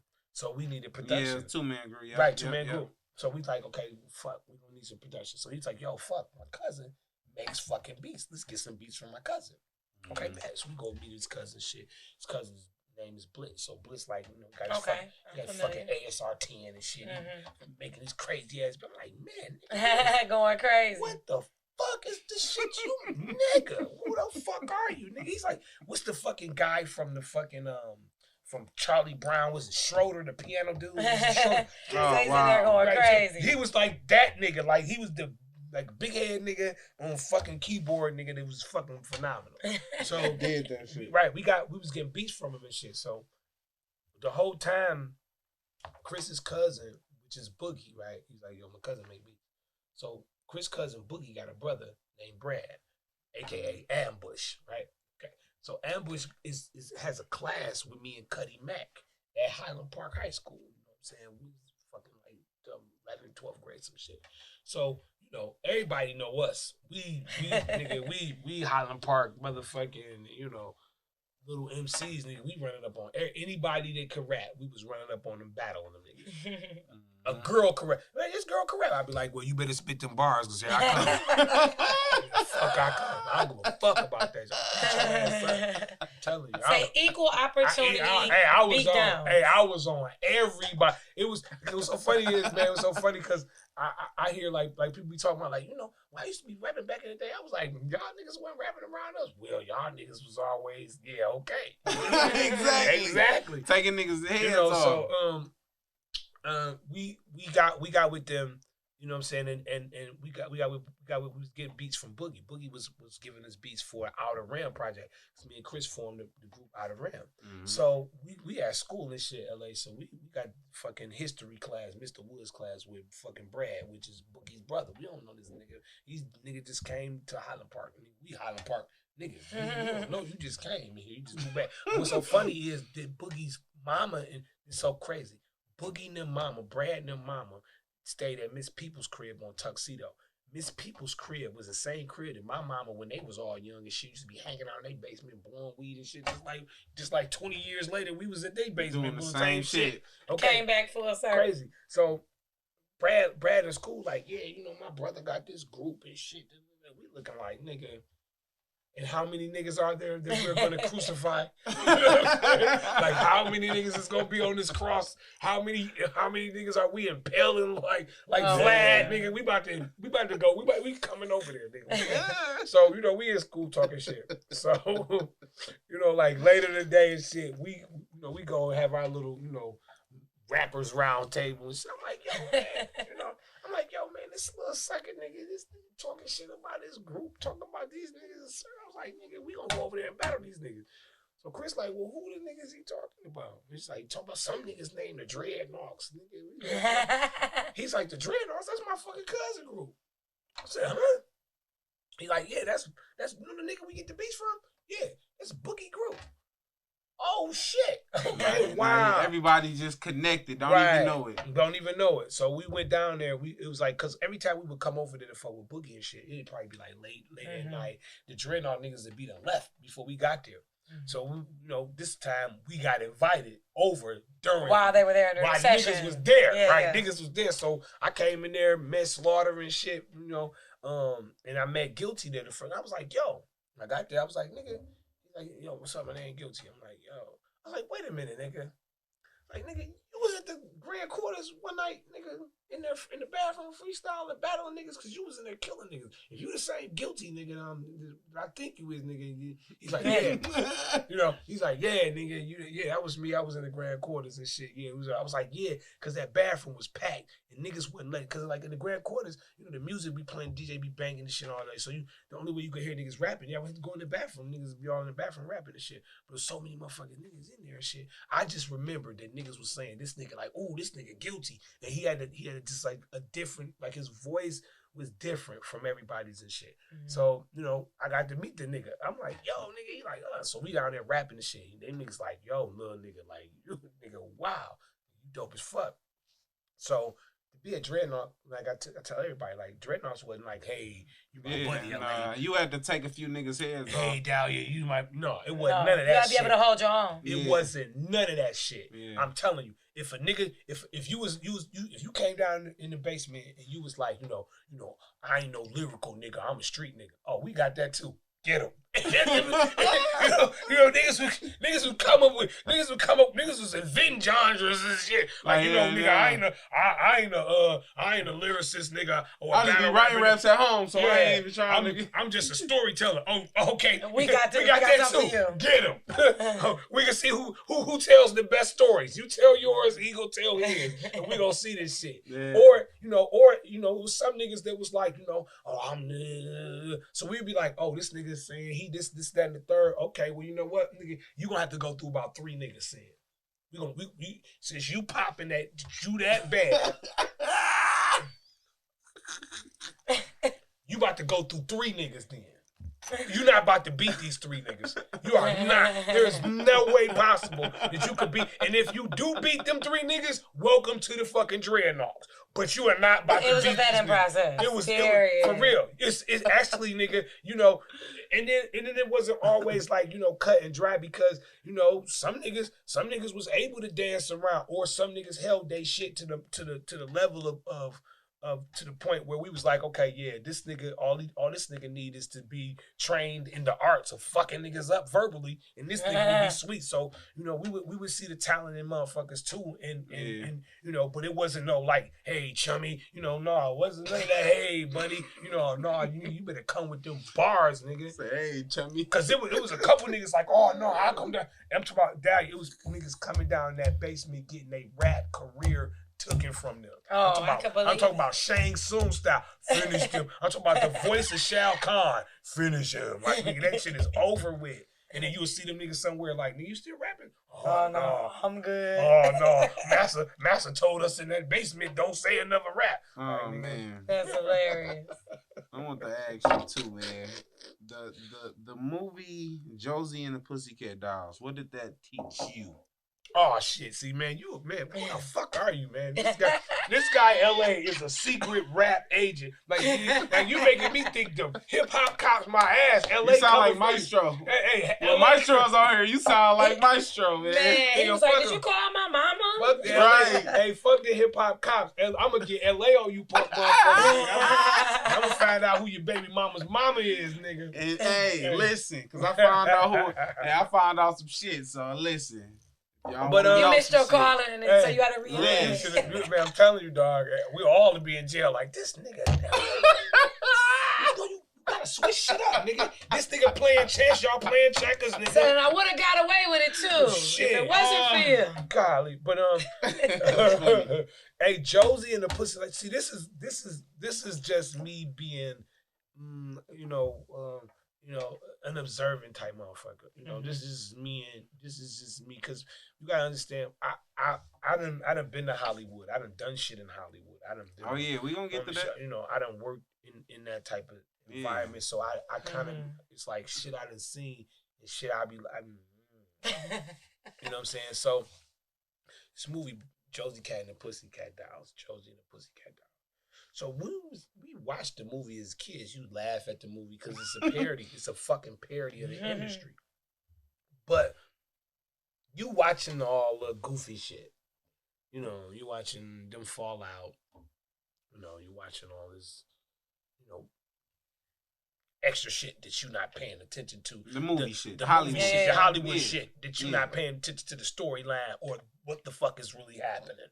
Okay, so in Josie Cat and the Pussycat Dolls, Josie and the Pussycat Dolls, right, in the beginning of the movie, right, it's this fucking group, they're on a plane, right? They're like, oh my God, we're the fucking hottest group in the fucking world. And guess how long it took us to do this shit? In a week. They like, this shit is fucking crazy. So the dude on there, they're like, is this fucking crazy that we became the hottest group in the world in a fucking week? He was like, yeah, it's fucking crazy. So every time they come to an epiphany, the manager do one of these numbers. You like this, LA? Oh, bitch, you getting conscious? You better dumb that shit down. Yeah, you getting conscious? You better dumb that shit down. Hey, so look, the group, the guy group, they was like, we're gonna start doing, more humanitarian type things, and we're gonna help people. Man, the manager got up. That nigga went and put a fucking parachute on his back, went to the front, did something. Fuck this. I think he might have killed the pilot or something. This motherfucker jumped out the plane and the plane crashed. This is the beginning of the movie. Oh, some crazy stuff. Okay, this is a fucking platinum multi-selling group. And you just took them out. And they want to do humanitarian work. Because they doing some they didn't change, they changing their format. So bam, this motherfucker lands and then the movie starts. Okay, group, Josie and the Pussycat Dolls, right? They just a regular group. So he finds them, right? Mm-hmm. And then he turns them into the It Girls. The It Girls. Yeah, I'm talking about in 2 weeks, they were the #1 band in the world. So old girl, you put some juju on that. Yeah. Man. So now old girl realizing, like, wait a minute, this shit just happened. Hold the fuck up. Like, wait a minute, this shit is just going on. But the movie is a parody on the music industry. And it's a parody on the pitfalls in the industry. And it's a parody on the slimy shit in the industry because and the puppeteering, puppeteering. that mind control and grooming is real. You talking about mind control in this movie, right? These girls had sold enough records off their regular recordings, right? So they said, okay, now y'all about to be. You think y'all was the shit before? This ain't nothing. Y'all just we can make y'all disappear tomorrow. And this shit wouldn't mean nothing. Now y'all about to be the shit, right? So now y'all can come to this freaky deaky futuristic ass studio and record some shit. They walked in the studio, ain't even had no fucking mic. It's like, what the fuck, where we at? This whole studio's a mic. What do you mean? It's a mic. The whole studio. You can sing in the corner and this shit. You can sing under the table and this shit is Harry Belafonte good for your ass. You feel me? They're like, holy shit. They tell them, so LA, they tell them, go ahead and record in the fucking thing. They just got their motherfucking instruments out. They got the little control board and shit. They just jam it. Right? So they record. I'm watching the fuck out of this movie. Yo, they record. Yo, he need to do every single review of every movie. Like it's wild. It's wild. We listen to this. So they fucking record this shit. They record the fucking song. They record the fucking record, right? Okay. So then the record they recorded in this fucking futuristic ass studio with no fucking mic, right? It's like being in the fucking, the same asylum when they put you in a soft ass room. It was like one of them, but with a white DJ table in that bitch. It was made like, but anyway, they made the record. That record went super big. It was just like they couldn't lose. Okay, they go back in there and they was like, why is our fucking records just selling like it's just crazy? Like they was just like, this shit is just in shock. In shock. Like this record wasn't even high as this one. This bitch is so like, what the fuck? So they go back in there and LA, they do the playback on their own fucking record, right? Right? They lower they shit, all they music and instruments, all the track down. That is just nothing, right? And then underneath they track is like buy Adidas, buy Burger King, buy McDonald's, drink milk, wear Reeboks, go to Vic Tanny's. Like some crazy. It was fun. I was like, what, bitch? Oh shit. I was like, what? You remember that? If I don't know, remember that low key ass rumor that they had back in the day that if you played, subliminals, they put subliminals like in the grocery store. Yeah, if you played Prince Purple Rain record backwards, it say some other shit. Oh yeah. I heard that shit before. Like you bitches are going to hell for buying this record, you son of a bitch, and all your family. You saying crazy, right? Crazy, like what the fuck? So this movie was a movie that I looked at like this shit, like this movie, like Crush Groove made me like super hip hop power. You know what I'm saying? Beat Street, super hip hop power. You know what I'm saying? Juice, super hip hop power, but nigga don't get shot. You know what I'm saying? You know what I mean? Watch out for Bishop, nigga. Watch out for Bishop and your crew, nigga. But this movie right here had me looking at the music industry in a very it woke you up.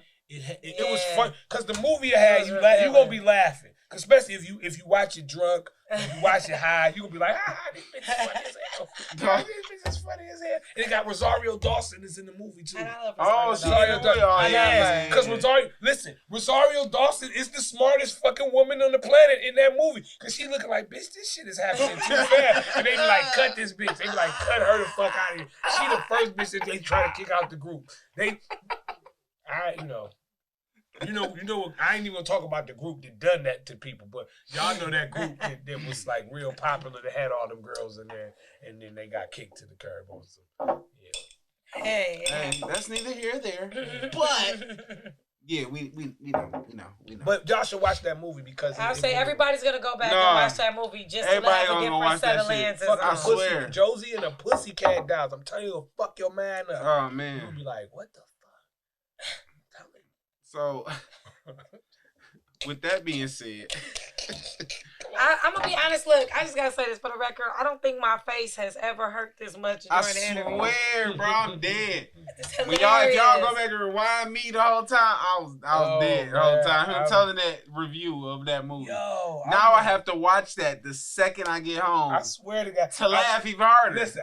Listen, she drinking wine, you had list. I swear to God, y'all need to just, you need to link up with your Fifi when you get to your crib. You know what I'm saying? Take the shoes off.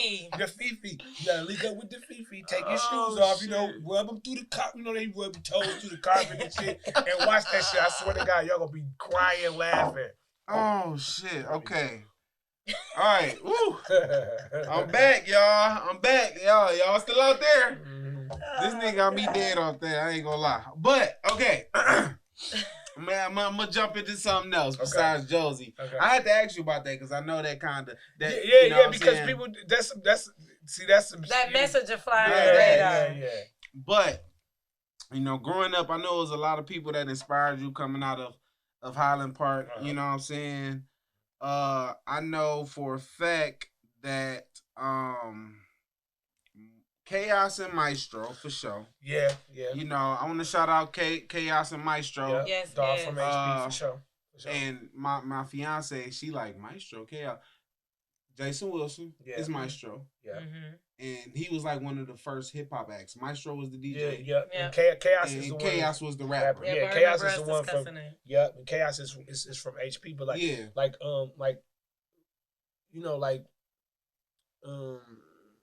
when you young artists in this game and you be looking for the resemblance in you and yourself, you try to see yourself and what's going on in the madness and see where you fit.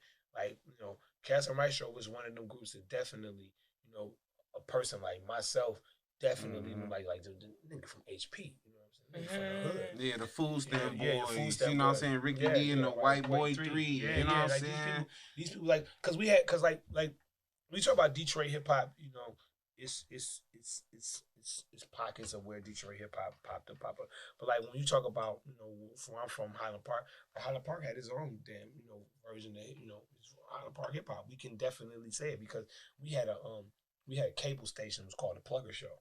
And like motherfuckers could actually get on cable TV, like they on your podcast and get the busting. Like bitch, I'm from the park, yo. I stay on the east end. Why these motherfuckers acting like I can't eat them? You know what I mean? Like, you know what I'm saying? Like niggas would be getting on there just busting and shit. Like, and then the Plugger Show would have like annual, end of the year type hip hop events and stuff.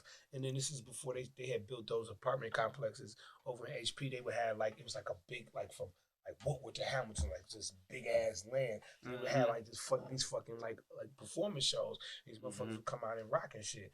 And so you had the Food Stamp Boys, you know what I'm saying? You had Mark Hicks and Top Authority. Right. You had motherfucking Pete Groove and the NC.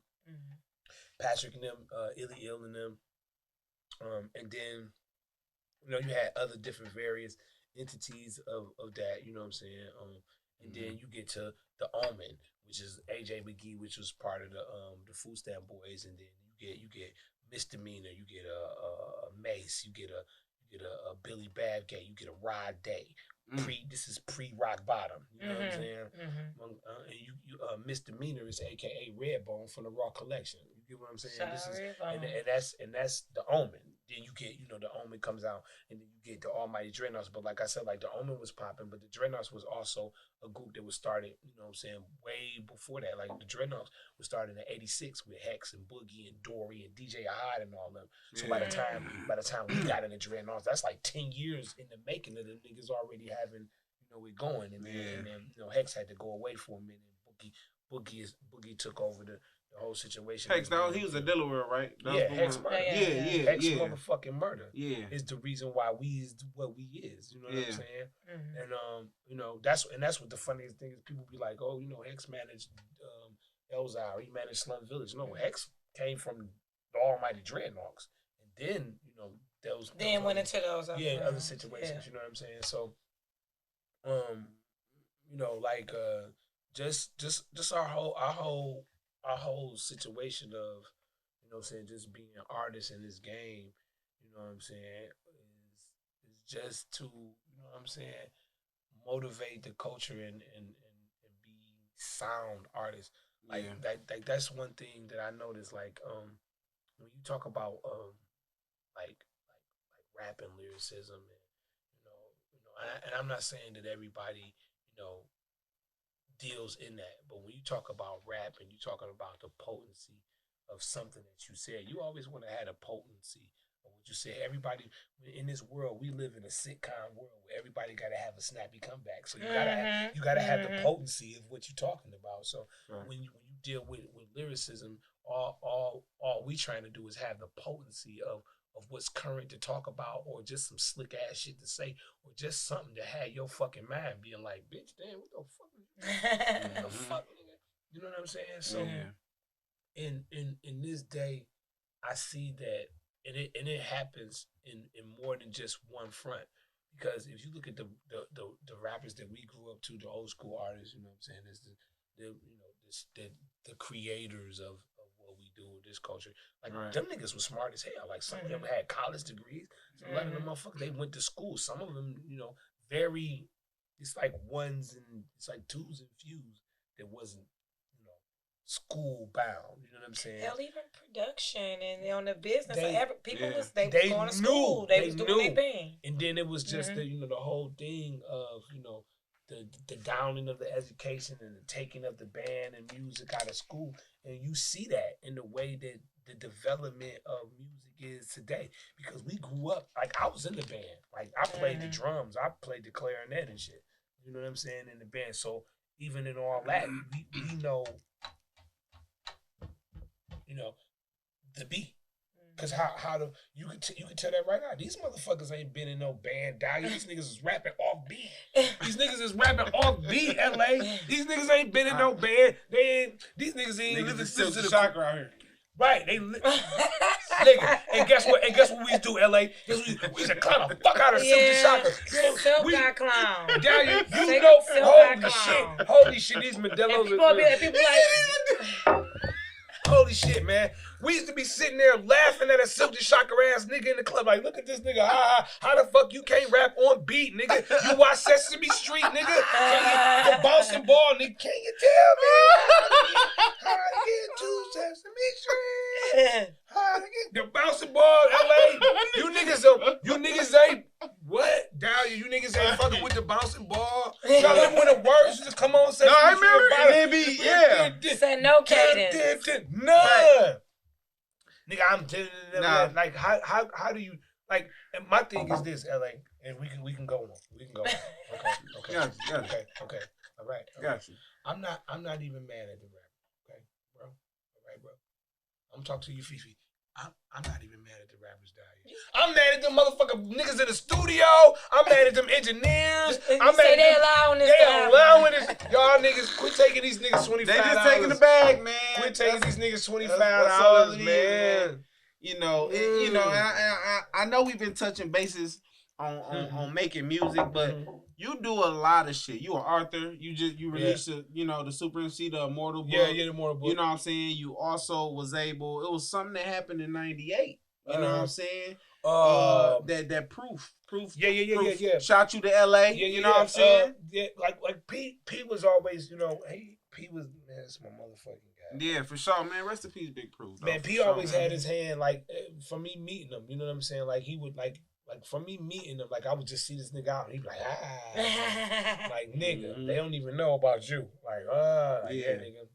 Cause he took you down there for the Blaze battle. Yeah, he originally. Yeah, he like anytime they would have like source battles or any type of battles like that, like P would be on the phone like, oh y'all want little niggas about to tear this shit up? Oh, this nigga Supa Emcee. Plug. And Usman Sam and all them niggas at the Source magazine, they be calling my phone like, Supe, what's up? We got this battle here. Some of the battles I couldn't make it, some of the battles I made. The battles I made, I was fucking right. But then you gotta understand, like, this is way before the URL and all this shit. Yeah. Raw. Type of shit. And then you gotta know the politics and all this shit too, because like nowadays, niggas like battle rapper. You go somewhere and battle rap, nigga. The best battle rap wins, nigga. If you had the bars, nigga, you got the bars. See, in them times, nigga, it was like, nigga, you go to New York trying to battle a nigga. I don't give a fuck if you was sweeter than God, nigga. You are not winning. New York wasn't letting you win, nigga. New York was like, nigga, we New York. I don't go fuck if you sweet, nigga. We New York. You ain't from New York, yeah, man. It was same like that in LA. But like Proof got me on the Blaze battle, you know what I'm saying? I went down there, it's like me, Swift, and like J Kidd was in the shit. You know what I'm saying? We went down there, all of us was in there, and we did our motherfucking thing. And what's so crazy that going down there, my dog Tone, he was working for the Moesha show at the time. He was like a fucking part of the art director position on the Moesha show. So like the art director position is basically you tell the art people we're gonna build a courtroom. You know what I'm saying? And they go in, they find out the color and everything of the courtroom and all that. And they give it to the other motherfuckers. They go get the shit, and then the motherfuckers come in. Set design. Yeah, set design and shit. Excuse me. And it was only like God's fate that happened like that, because Tone was able to kind of get you in there. Tone, this how shit happened. LA, this shit is crazy. Okay, look. Go ahead. Okay, look. I do the battle and shit. And you know how like you know how Eminem pulls his pants down the moon and nigga in 8 Mile? Yeah. I really did that. I did that at the Blaze battle. That's why they damn near kicked me out. Because the Blaze battle was getting filmed by HBO. It was supposed to be on HBO. The HBO Cinemax or one of that shit. Something like that. And I told the nigga, I was like, he was booty like my ass, and I mooned him. and niggas got mad. And Exhibit was the host. Exhibit said some hoe ass shit, you know what I'm saying? I kind of like, what the fuck, you know?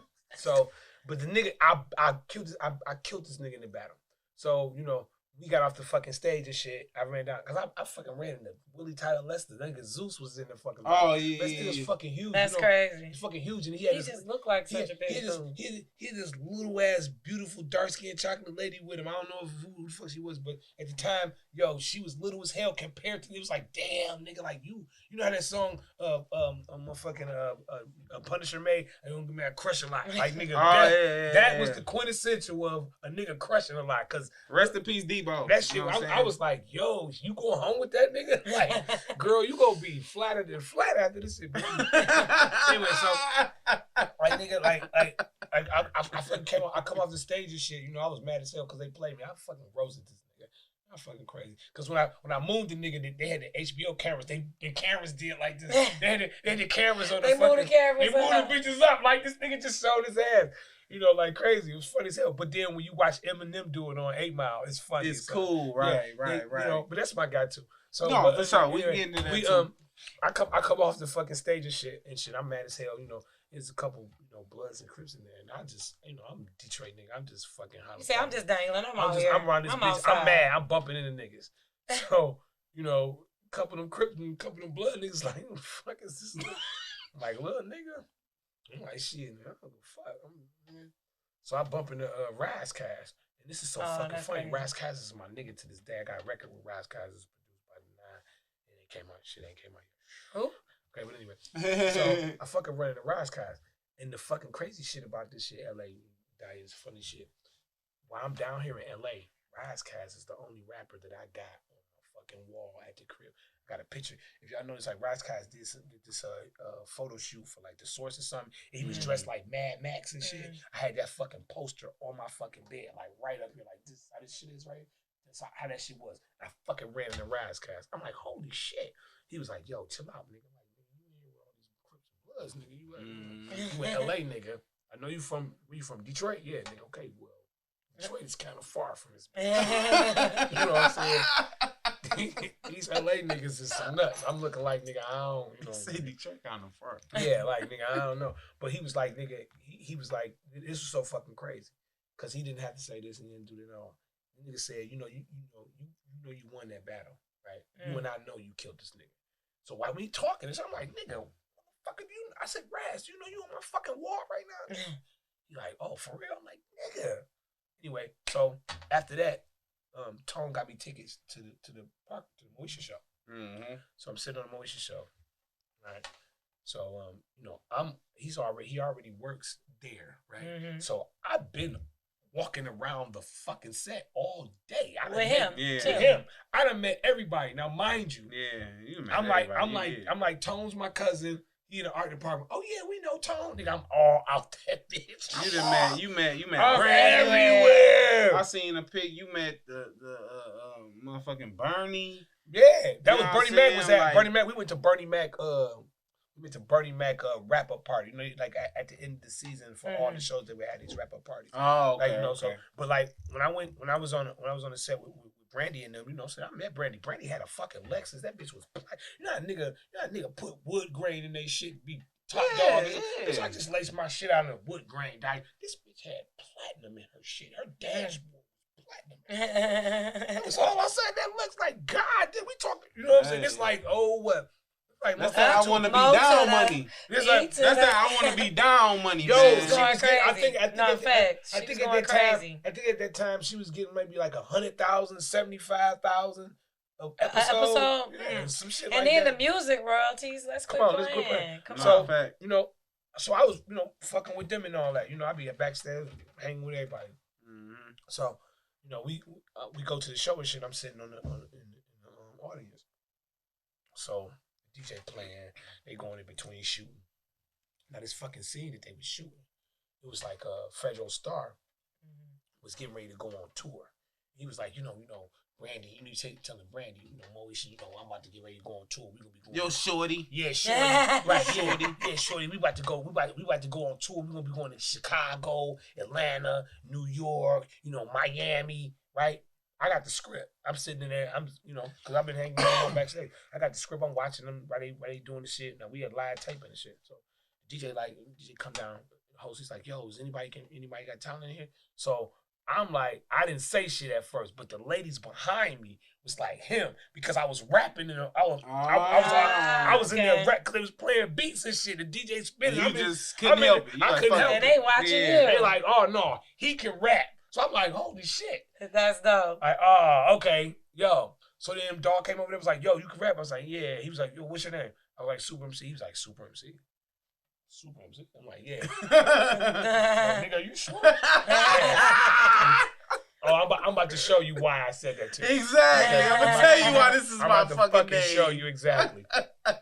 So they did, you know, this one girl, she sung, you know, a church song or something. And then this other person, he was trying to be comedic and he said a little funny joke. So then they got to me. So the white ladies behind me, they was just bubbling they because while they was playing the beat, I was cutting the fuck up in the audience. They was like, oh my God, you can really rap. Like, okay. So man gave me the mic and they put on fucking Pharaoh Monch, that Godzilla, get the fuck up. Yeah. What? Man, I stood the fuck up and went the fuck in. I'm talking about, you talk about if going the fuck in was a person, I went all down deep off in there. All down deep.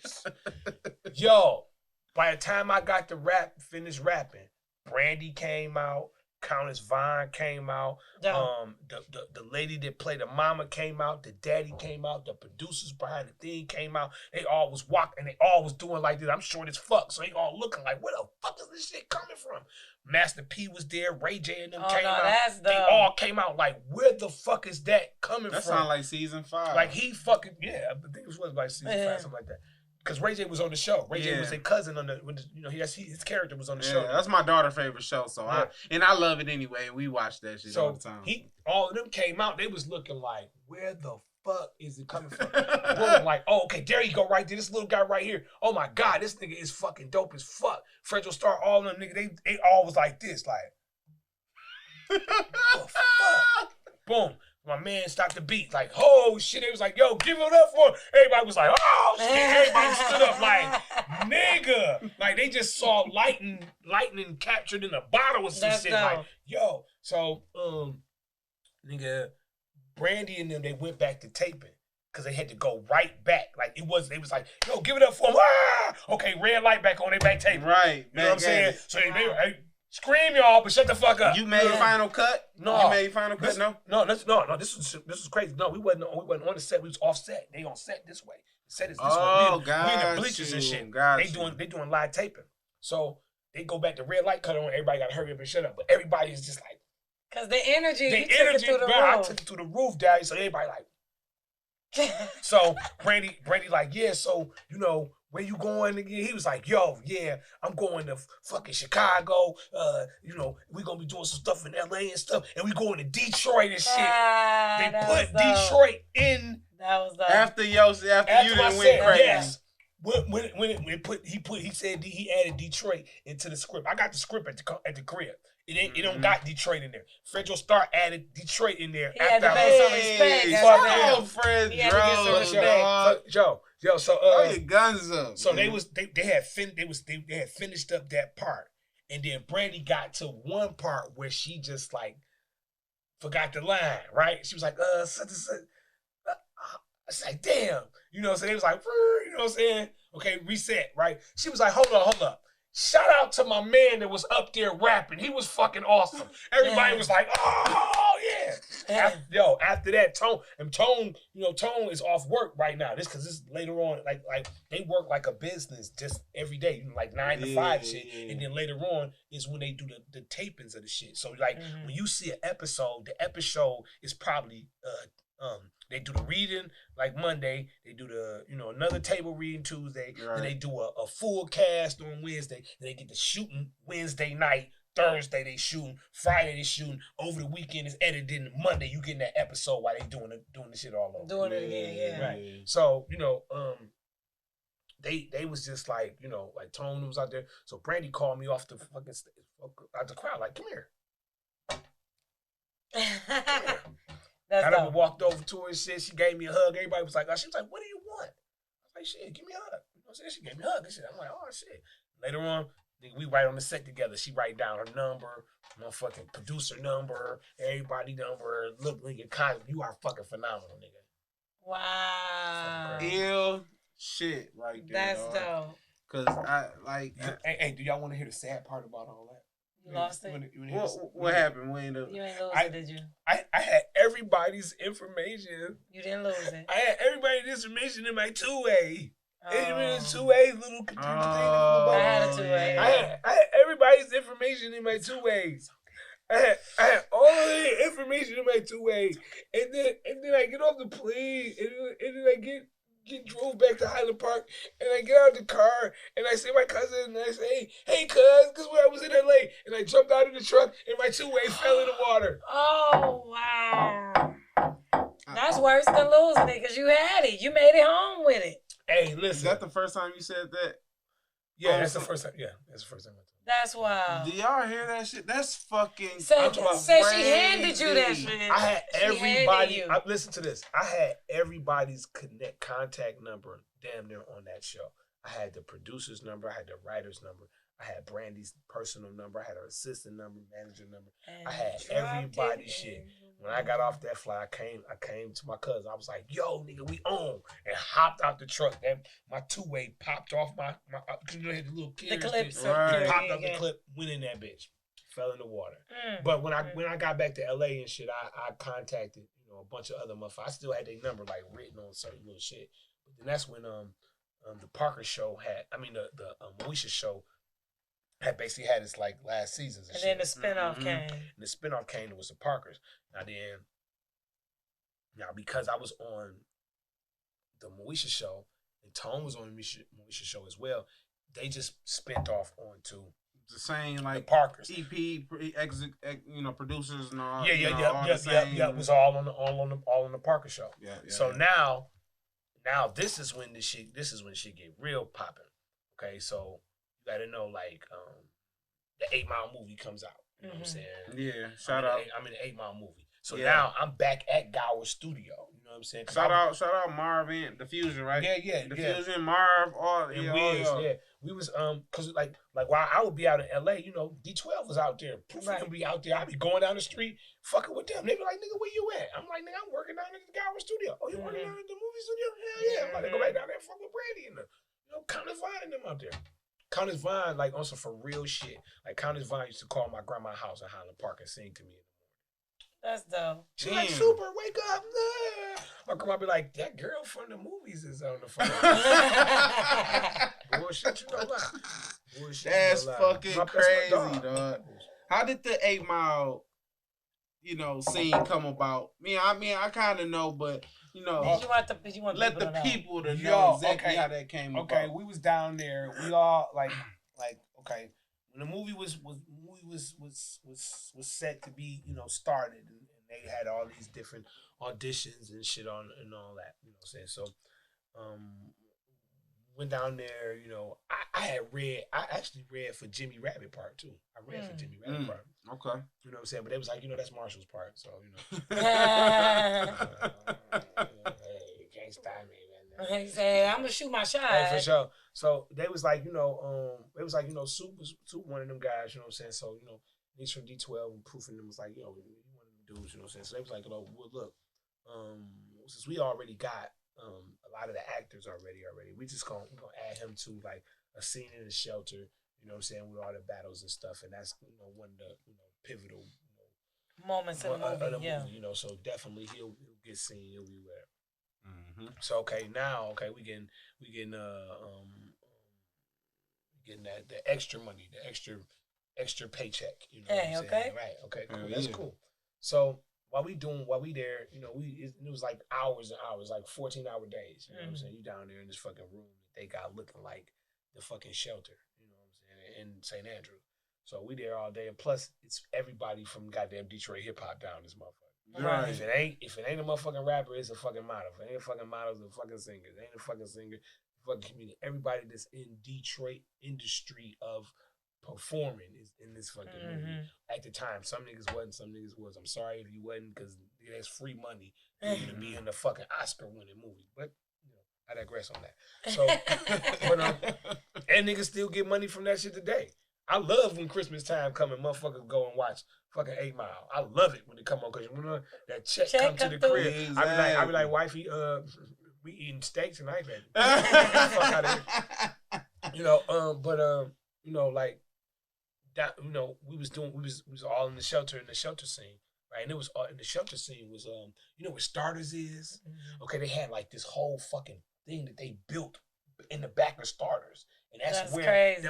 That's you walk in the motherfucker and go hit a left, nigga, and you in the shelter. What the fuck is this shit? That's crazy. Yo, y'all scary. This is scary. You mean motherfucker build?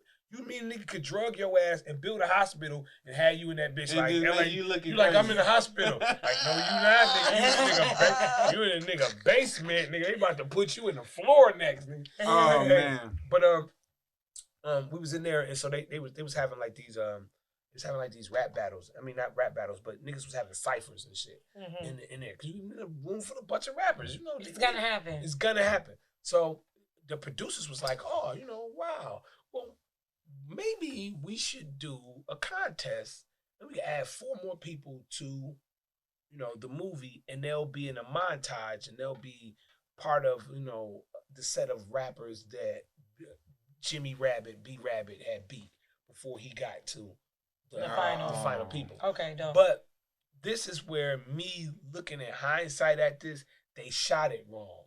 That's why we wasn't in the movie. Because if in the real battle, Dahlia, you ain't about to battle me in LA and Big Dog and Homeboy over there and Homeboy. That's not how a battle goes. Me and you gonna battle, and then you win. It's gonna be you. LA, brackets. You and Dog. Right. Yeah, LA, you and Dog gonna battle. Whoever wins, Dog gonna be there. And then y'all and come then together. him, Dog, and then Dahlia battle. It's brackets, just like sports, basically. Right. But if you look at 8 Mile, Eminem's character battled everybody. Streamlined, straight through. He's straight through. He battled everybody on the way up to Papa Duck. So how would that look if they added us 4 in there? Then that would have been a bunch of other motherfuckers that he battled and beat. Right. Then the other people they like who did Free Will battle? Right. Like, Right. Did they man, who the fuck? How did they battle? make it through the ranks? Right. So it didn't make sense. You know what I'm saying? After this is me looking at hindsight, but for what it was just fucking awesome. So it was like 30 of us, including Marv One, me, Diffusion, and Wiz, and we were the top 4 people that was selected out of the 30 people that got up there and kicked some raps and shit or whatever. So once we got selected, they was like, look, y'all got 1 shot. You only get 1 shot. Opportunity, lifetime, right? You know what I'm saying? So like basically, get 1 shot or whatever to do, this battle scene. So because Marshall was on there and he was rapping a lot in the other scenes with the other characters or whatever, they was like, hey man, you gotta preserve your voice and shit, to make these scenes, potent every time. So this is where Supa Emcee cranks the chainsaw and changes everything with this. So I get up there. Well, first before it was all going, they prepping the shot, they getting everything set. So I was on the stage next to my mentor, which is Big Proof, which is also Eminem's mentor. Right. We talk about it. So Proof was like, "Well, what you gonna do?" I was like, "Well, I wrote a rhyme and shit real quick, on the thing." I said, "But I just wrote the motherfucker like." Your party sounded like you freestyle. I did. This is what I'm about to tell you. Look, I told him, I said, I wrote the rhyme. I said, but shit, I just wrote the motherfucker just like 5 to 10 minutes ago. You know what I'm saying? I was like, I know a couple lines from it, but I'm not gonna be. I was like, you're like, I'm not about to choke. I'm not about to choke. No, I'm not about it. But even if I did, I would have said like about 2 of the lines out the rap and kept going. And kept going. Like, nigga, quit playing. Cause like I said, Leatherface with that shit. So I told him, he was like, what you send me some lines or whatever. I told him lines. I was like, yeah, but I want, I said, nigga. He's like, you worried about him? I said, nah, I ain't worried about him. I said, I'm more worried about you on the freestyle than him. So you gotta understand, Proof is a nigga that'll kill you right now. M is a nigga that he get back to the Batcave, you dead. You know what I'm saying? If he don't kill you, like M, like if I could look at they rap styles and DC comic they rap style, Proof would be Superman and M would be Batman. Proof will fuck you up right now on contact. That's Superman. Boom, red lasers, cool breath.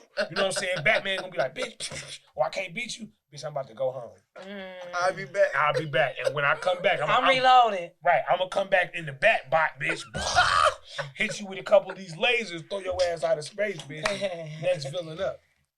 Shit. So I was like, I told Proof, I was like, I'm not worried about him on the free. I was like, nigga, I was like, nigga, I'm more worried about you on the free, you know what I'm saying? So he was like laughing and shit. So he was like, well, shit, get him. I was like, shit. I was like, all right. Now this is my fucking mentor, like, get him. I'm like, okay, I'm about to get his ass. You know what I'm saying?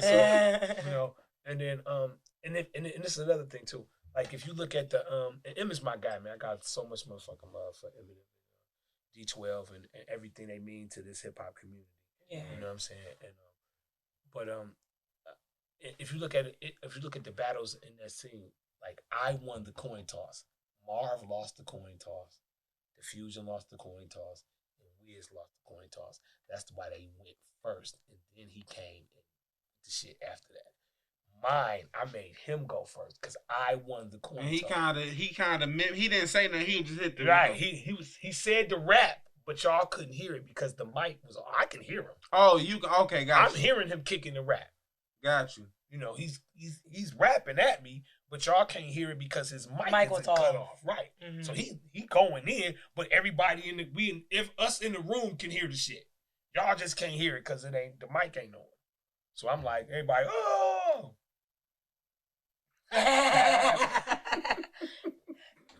Oh, that's how you gonna play, nigga? You know I'm serious about this shit. Right? You know I'm serious about all things hip hop. Here we go, Sue. Supa Emcee. You got 30 seconds. DJ, you know what to do. Kick that shit. Hey, yo. What up, Trailer Trash?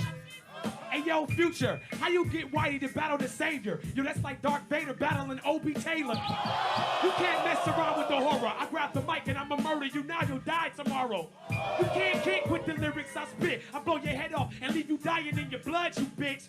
You still a trick and a hoe, and I'm a pro. I fucked your mama, she's a prostitute, bro.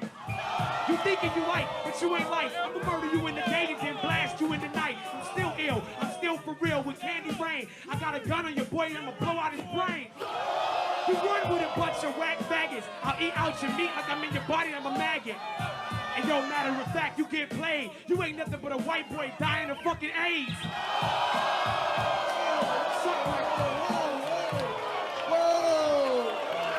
Here we go, Sue. You know what I'm saying? And I just came off it by the fact that I, and this was another thing, like the fact that I knew stuff about the movie and shit.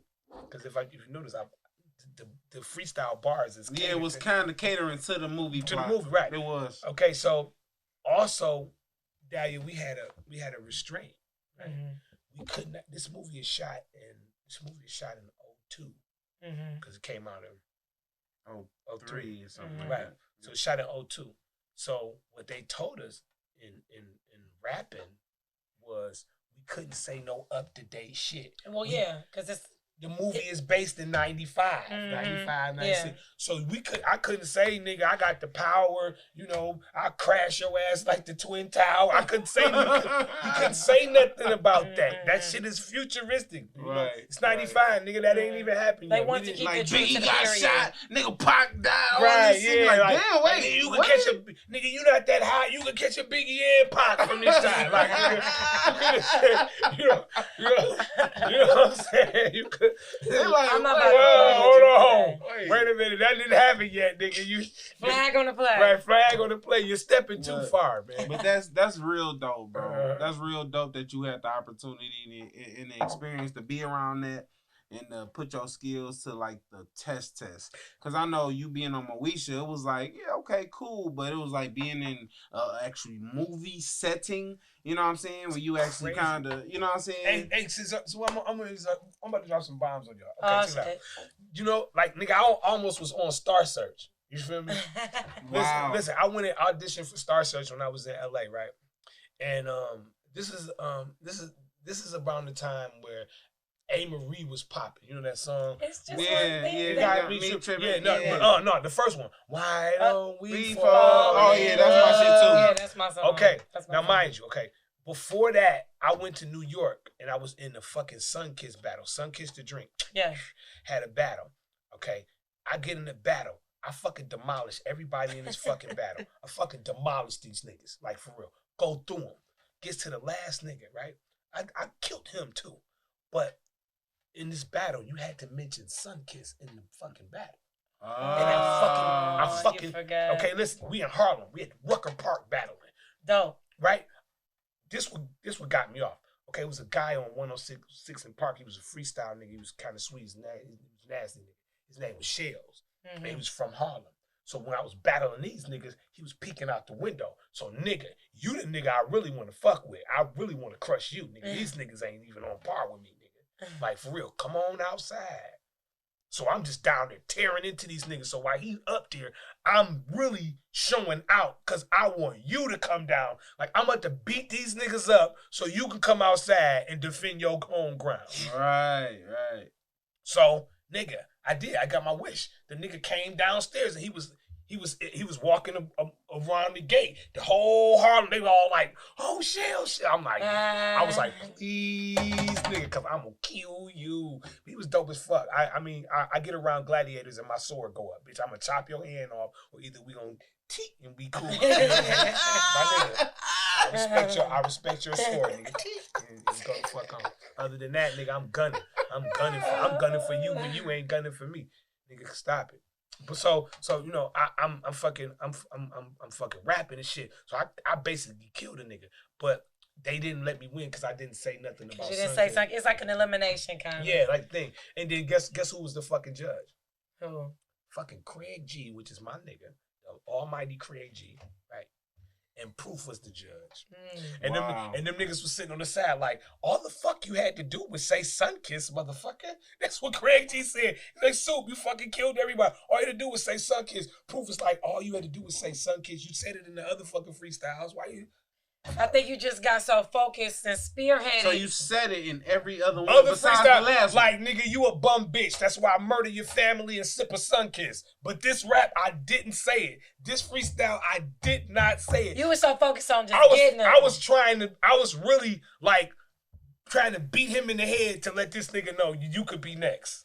But and forgot to say cause like I could have. He was like Craig G was like Craig G and Proof was like all you had to do was say like after you said that all you had to do was say Sunkiss, nigga. So they ain't got around. Just say Sunkiss, bro. That's ill. That's ill. Look, one more. We can go to the next. When I was in LA and shit, right? I'm on the set at Gower Studio. So they was shooting the Dick Clark movie. Mm-hmm. They're shooting a Dick Clark movie right here at this other thing. So everybody's testing all these 50s, you know, hairstyles and shit and all that. So I'm like, what the fuck?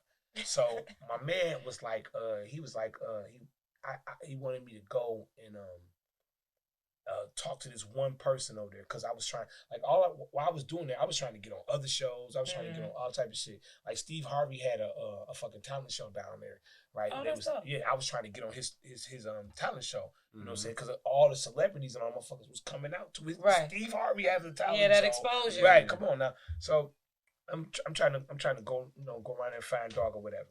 So I go upstairs in this one building, right? Upstairs one building.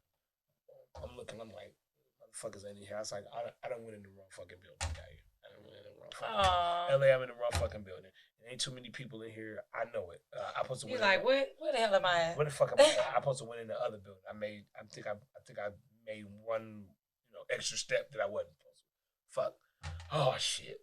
So come past the door. Door's open. I look up. Lady sitting at the desk. You know what I'm saying? I said, I was supposed to be in some building. I don't know what the fuck. Well, that building's over there. Looks up. Fucking Raven Simone. Yo, what the shit? Fucking Raven Simone. Yo. What's up, Raven? How you doing? Shit. Oh, how you doing? What's your name? What you doing up here? Oh, yeah, I'm fucking working over here at the Parkers. Yeah, I'm fucking working at the Parkers. Yeah, what you doing?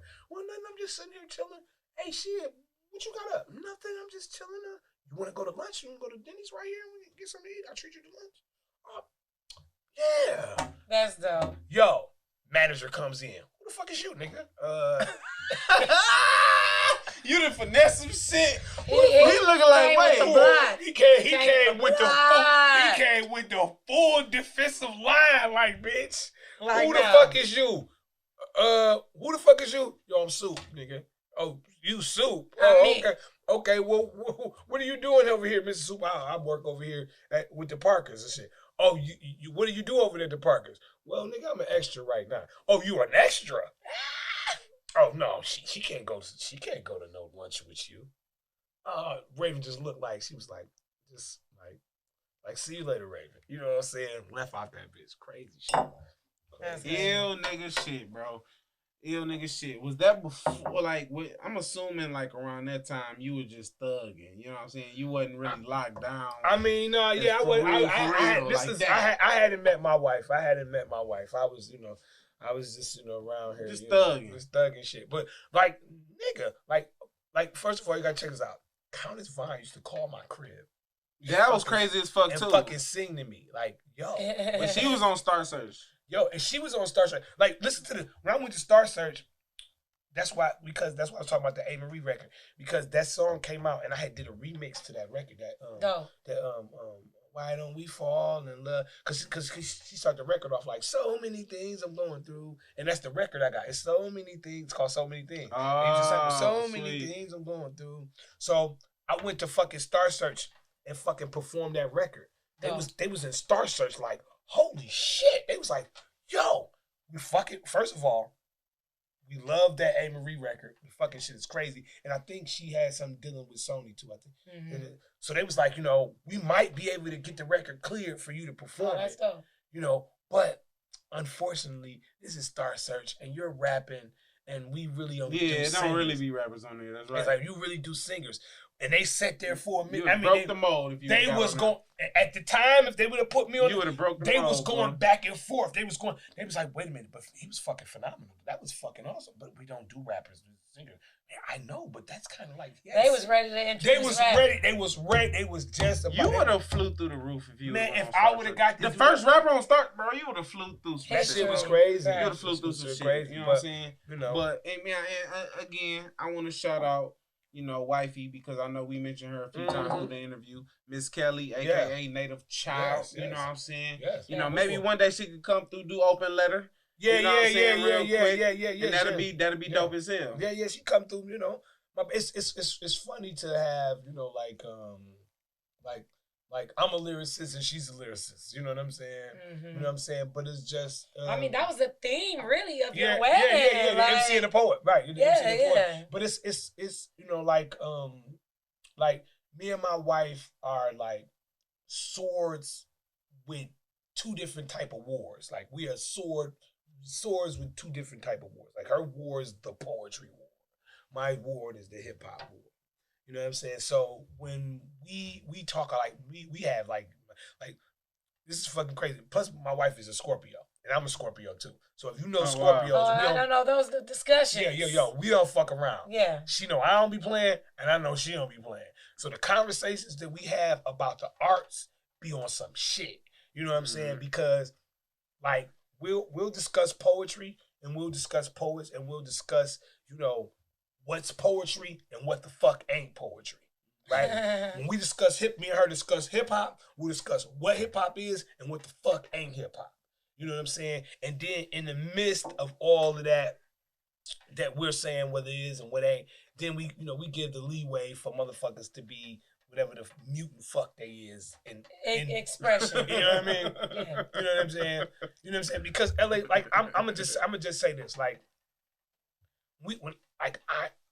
I'm not a person to bash another artist's art form, but you can't call this a ice sculpture, nigga, when the shit falls apart.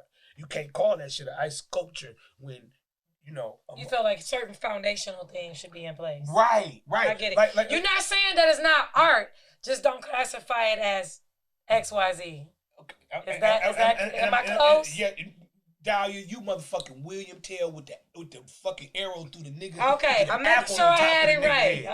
Okay, because you can't call Kobe Bryant one of the greatest basketball players without these set of criteria to label him as that. You can't call Michael Jordan the GOAT or LeBron James the GOAT without these criteria. Without meeting certain things. Yeah, right.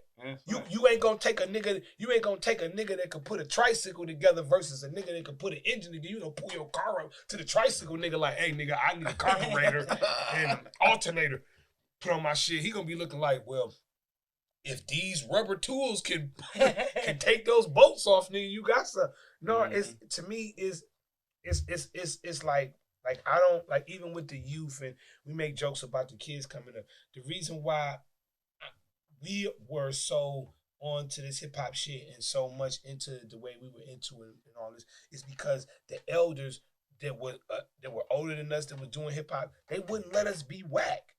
And if you was whack, nigga, you just wasn't getting no airtime. You wasn't getting, the DJ wasn't playing you. The DJ wouldn't even give you the mic. Niggas was damn near no passes. Right, niggas was damn near ready to beat you up because you was whack. Oh, you a whack rapper? We whoop you. You know, so.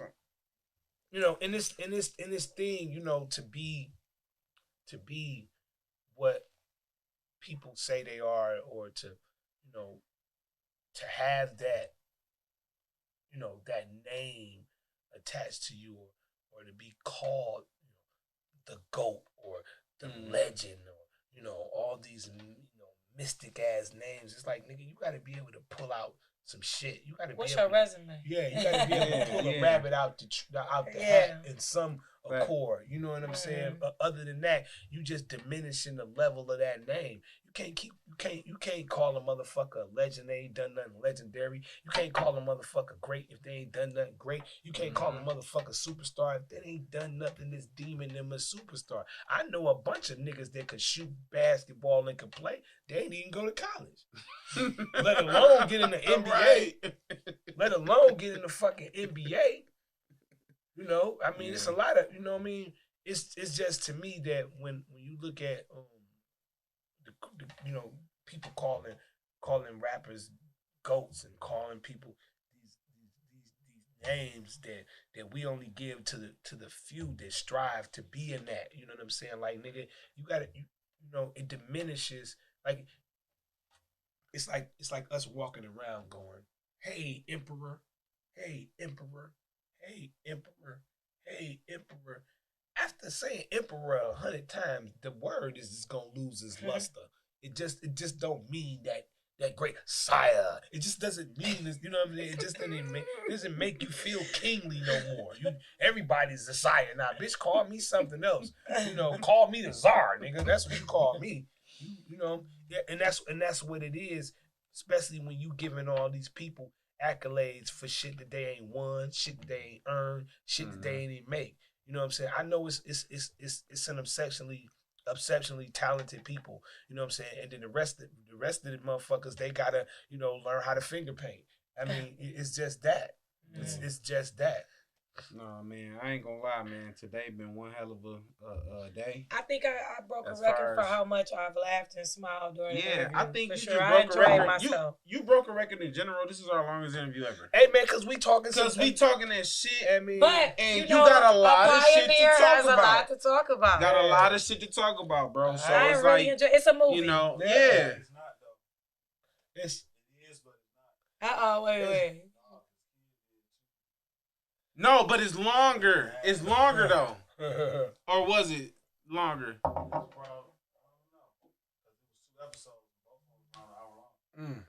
Yeah, Tootie. I mean, we just. Hey, look, but we there. We there. I swear, I don't know, but it's been a crazy ass interview, and and I know out of all these years and out of all these shoulders you done rubbed, out of all these people you done met, man, like what was your favorite Detroit memory, like just in general, just period that you can remember? My favorite Detroit memory. First one coming in, because I know you got to collect it. I know you got, especially coming up in hip hop. I already know. Oh my God, my favorite Detroit. Oh my God. Don't kill yourself thinking about it. Because you gonna run yourself ragged trying to think about the first one coming in. Okay. My favorite Detroit. Okay. Oh my God. I'm gonna just pull one out the fucking we was down at fucking Hart Plaza. And this is before they would just, block everybody off, stick their hand up your ass before you pass by, the fucking thing, and go down there by the little halo with the water. Yeah. Okay. They would have those African World. The World Fest. Yeah, right down there, right? One of my favorite times at Hart Plaza. Dad, you remember how you just could just walk down there? Yeah, with no problem. Yeah, but then you got your tables, everybody out there. Music. Motherfucking DJ fucking Babe had his DJ table down there. And, DJ Babe was like fucking mixtape king, type. You know what I'm saying? He had fucking all these type of mixtapes. But he had his fucking DJ equipment down there. And it was a fucking cipher that broke out down in the middle of Hart Plaza. And boy, I tell you, man, I was a fucking nuke bomb down that bitch. He was playing, like, just imagine, cause these DJ niggas had me gone, because it just seemed like they would play all the right fucking records to rap off of. And I would just, I'm telling you, I was like an octopus with every tentacle with a chainsaw and just hurling around with this shit. Cause this shit was fucking crazy. We was down in the middle of Hart Plaza. I was just going. It was fucking everybody. It was just like so many motherfucking people down there. And everybody was like, who the fuck is that little nigga going? And they was like, yo, that's Supa Emcee. Everybody was like, Supa Emcee. Like, yo, the fuck. That's just one. I mean, I'm sure you just, got many in the chamber. I'm about to say it's crazy. Me and Proof. Okay, listen. Oh man, this is fucking crazy shit. Okay, Proof is the best freestyler ever. Proof is the god of freestyler. Period. Okay, and I'm Jesus. Okay, so me and Proof, like we used to run into each other in the club, cause my nigga, I ain't got whatever. So some shows he put me on, or put the Dreadnaughtz on, or we rapping. But me and him would get on stage and we do this thing called God and Jesus, right? It's freestyle shit, and we fucking go fucking crazy. Like this was like Goku and Vegeta before Goku and Vegeta. You know what I'm saying? This was Goku and Vegeta turning into Vegeta or Gogeta, whatever the fuck. Like this was that type of shit. Cause we would fucking literally go there on the freestyle tip. Cause like and this is like I got these records out, right, with me and Proof. I just put them out. I don't know if you've seen it. I don't see it. It's a Luke and Yoda. You see that? I put it on Facebook. It's Luke and Yoda. I'm on there looking like Master Windu, right? Okay. I'm a black bald head Jedi, Master Windu. And then Proof is on there looking like Yoda, right? And these were songs that I had found after my accident because I couldn't walk. I was fucked up and shit. Yeah, man. Yeah, we're gonna speak on that. Yeah, so I'm in the house in the wheelchair and shit, and just feeling like Ironside and shit. You know what I'm saying? And so I found the records that we had did. Okay, me and Proof, like me and Proof was at Iron Fist Studio. We was in there. We played these beats, right, LA. So we sitting writing down here. We writing to these beats. So Proof say, wait a minute, Supe. The fuck is we doing in here writing? Like, nigga, you wanted to fucking write a record. You said we was gonna write your fucking record. He's like, no, wait a minute. He's like, I done been in the studio with niggas that can write supremely good. Yeah. He's like, but I ain't never been in the studio with a nigga that can freestyle as good as me. Right? He's like, fuck is we doing writing this shit? You fucking freestyle these songs. And the fuck is we doing, nigga? You kidding me? So he's like, fuck that. He's like, fuck this beat. So then he put this one beat on. This fucking beat like old school beat. Shit. So he's like, okay, well, what we gonna do off of this? Shit, hit record first. Exactly, right. Hit record first. We say, well, look, we just gonna, what we gonna do? I say, look, we just gonna come with all the old school raps. We'll start the old school raps and then we'll add some shit with the shit. He was like, oh, okay. So we get to rapping and shit. So we doing like lottie-dottie. We like to party. We don't cause trouble. We don't bother nobody with just to be this on the mic. And when we come in the club, we come just to fight. Like we doing shit like that. Off the head. You know what I'm saying? So we just got the shit record like, okay, nigga. Pow, pow, pow, pow. At the end, we got the whole fucking rap. We just freestyled the shit. Then we did this other one. We freestyled fucking add-on ration. You know what I'm saying? And we kept going. We was going in and off. Also EPMD Run DMC type shit. You know what I'm saying? But we sitting there freestyled the whole shit. I forgot that we had did that, but I know we did some records. I'm like, what the fuck? So I find a CD, Yoda and Luke. I've been looking for this fucking record since he passed away. Wow. He passed away in 06. I've just found the fucking record in what, 21? 2021. Wow. Damn. No, 21. Cause 20 was the accident. 20 was accident. 21. Okay. I found it in 21 because I was in a wheelchair. October 2020 is when you got Yeah. October 2020. So I found this record maybe like, oh shit, maybe like March or April 2022. I'm like, I need a CD player. My mom go get me a CD player. I'm playing these shit. So I found the fucking records and I put it out. I put the songs out. So if y'all go to the Bandcamp, look up Supa Emcee, and y'all look up Yoda and Luke, that thing, and then we got a video too. It's like a fucking cartoon video with me and Proof in there. Shout out to my dog Soul and Suge for coming. I'm finding crazy. Yeah, as soon as we leave, I'm finding that shit. That's dope. Crazy. For sure. Now, is there anything with alphabetical Supa Emcee that's coming up that people could look out for, or if they even want to go look for your music? You know what I'm saying? I just say Google me. I just say Google SupaEmcee because I got a lot of shit, and everybody, he's Googleable. I'm super Googleable. Super. So you can Google the nigga, and but what I got coming out is a project that I've been working on since I almost lost my life, and I had that accident, and it took a while to put this record. Like, it's so crazy that this is the longest time that it's ever took me to put a record out. Like I use I'm type of nigga. I'll write knocking it in and out. Yeah, I'll write the record in a month. I'll write the record in 2 weeks, depending on the beats and the inspiration. We did that when me and Baby Paul did that Crossroads shit. We recorded like 40-something records in a month. A little bit more than that. Light work. Yeah, that's just quit playing.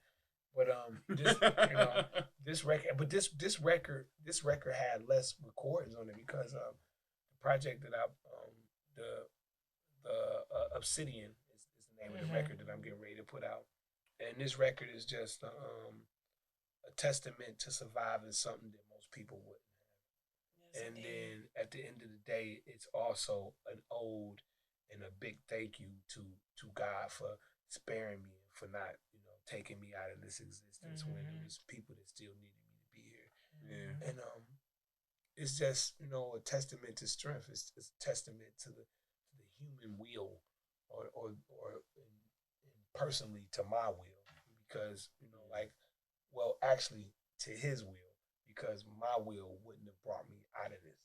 It was only God's will that I'm here. So this album is basically my testament that God does really exist, and that for those that don't believe, you can believe whatever you believe or the color that you want your God to be, but just know that that entity or that force or that thing exists. Very real. Yes. It's very real. Mm-hmm.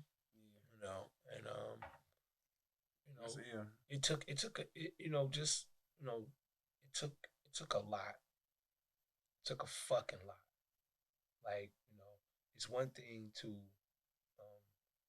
go through something like Dahlia, you fall down and break your arm, you're still Dahlia, right? You're still you, right? Still Kamish, right? LA, you fall down, break your leg, you still you, right?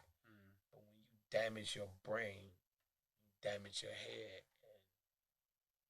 and you lose a lot of what you thought you were, or what perceive yourself to be. Like this accident, it's like today, even today I stand with y'all and I'm talking and I'm good, But this situation took a lot out of me, and it showed me that I had a lot that was in me that allowed me to, still be here. Like, you never know how strong you are until you're actually put to the limitations of what your body can do, and then you see that your body can, push through those limitations. Like, for what happened to me, I shouldn't be here. It's not. It's you see the car, it was wrecked. I damn near went through the windshield. I remember the postings from around that time. That was a crazy time for you. Bust my shit open, like you could fuck. Like, what's so funny, Dahlia, is, and you could thank my wife for this. The pictures that I posted on Facebook, those are the pretty pictures. Those are the pretty, oh my God, pictures. Oh my God, it's so fucked up. I'm sorry it happened to her. Because the picture she got, I'm covered in blood and all type of shit. Like, I really look like a chicken McNugget dunked in barbecue sauce. Like, I look fucked up on her.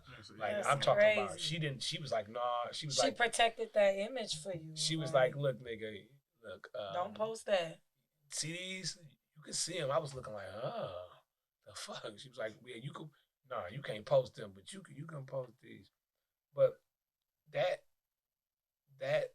situation is so spooky. Like, you want to hear a story. But you survived that though, and like it's a blessing. Yeah, it is. And your story is gonna help other people. Make you look at shit different. Like, it's a reason. Crazy. It make you want to find out the reason. Like, it's a reason why I'm still here. Like, what's the big? You know what I'm saying? I mean, LA. Like, I had to do the Columbo on myself. Like, I knew shit, but I didn't know shit. Like, my memory was like, fuck it out of here. Like, my shit, like I'm gonna tell you this. When I got home, I was on Facebook looking through all of my friends. I got 5,000 friends on Facebook. I was looking at all these motherfuckers. Who the fuck is y'all? Who the fuck? Where do I know you from? Who the fuck is this? Why am I in pictures with this person? Who the fuck is that? Well, I'm telling you. You can ask Kelly. I'd be on there. She'd be like, man, get off that motherfucker. I'd be like, who the fuck is this? Who is this? Oh, that's such and such. Because some shit I knew, other shit I just did not fucking know. And it took some time to get It took some time. Yeah. Like, my memory would come back in fucking, like, these spurts. Headaches, man, that were just, oh my God, I swear. I felt like a motherfucker was taking a power drill that was a jackhammer and was just putting it in my shit right here. Because, like, I would see shit and wouldn't, and then later on, it'd be like, oh. like, then maybe a day later, I'd be like,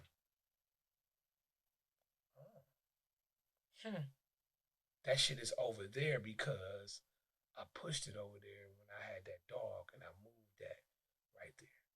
Oh, yeah. But then the craziest shit is, like, people would tell me shit like, LA, you know, they'd be like, yo, Supe, remember we was hanging out, we was smoking weed, we went over there, remember that dog jumped the fence and bit that girl in the butt? Like, I'd be like, because the craziest shit is, is would I remember it because they said it, or did I remember it because you remember being there? I remember being there. And see, a lot of the shit at first it was just because my mind was trying to recreate the shit. Because what did I have on that day? How did we get there? Who drove? Did I drive? Was we smoking weed or did we drink? You know what I'm saying? What song was we listening to? You know, who was in the car with us? And the way you explain it make me think like trying to just imagine, trying to just put some maybe the most simple memories together. It was horrifying. That sounds I ain't gonna even lie to you. I ain't gonna even lie to you, LA. It was horrifying because I didn't think that I would be as vigorous as I am right now. I didn't think that I would get a lot of the stuff that I got back now because it's still shit that I don't know. It's shit that I be like, I just don't know it. You know, and then it's stuff that, you know, like it's certain shit that I can see that the memory is not as bright in my head as it was before. You know what I'm saying? But the funniest thing with that is that I'm just blessed to have the spirit of discernment. Because, you know what I'm saying? Because, you know, motherfuckers done told me some bullshit. And I was like, nah. Nah, that ain't right. Nah, fuck no. And then nigga come and say, nah, Supe. And then I get mad. Because I be like, you tried it. Hit you with the okie doke.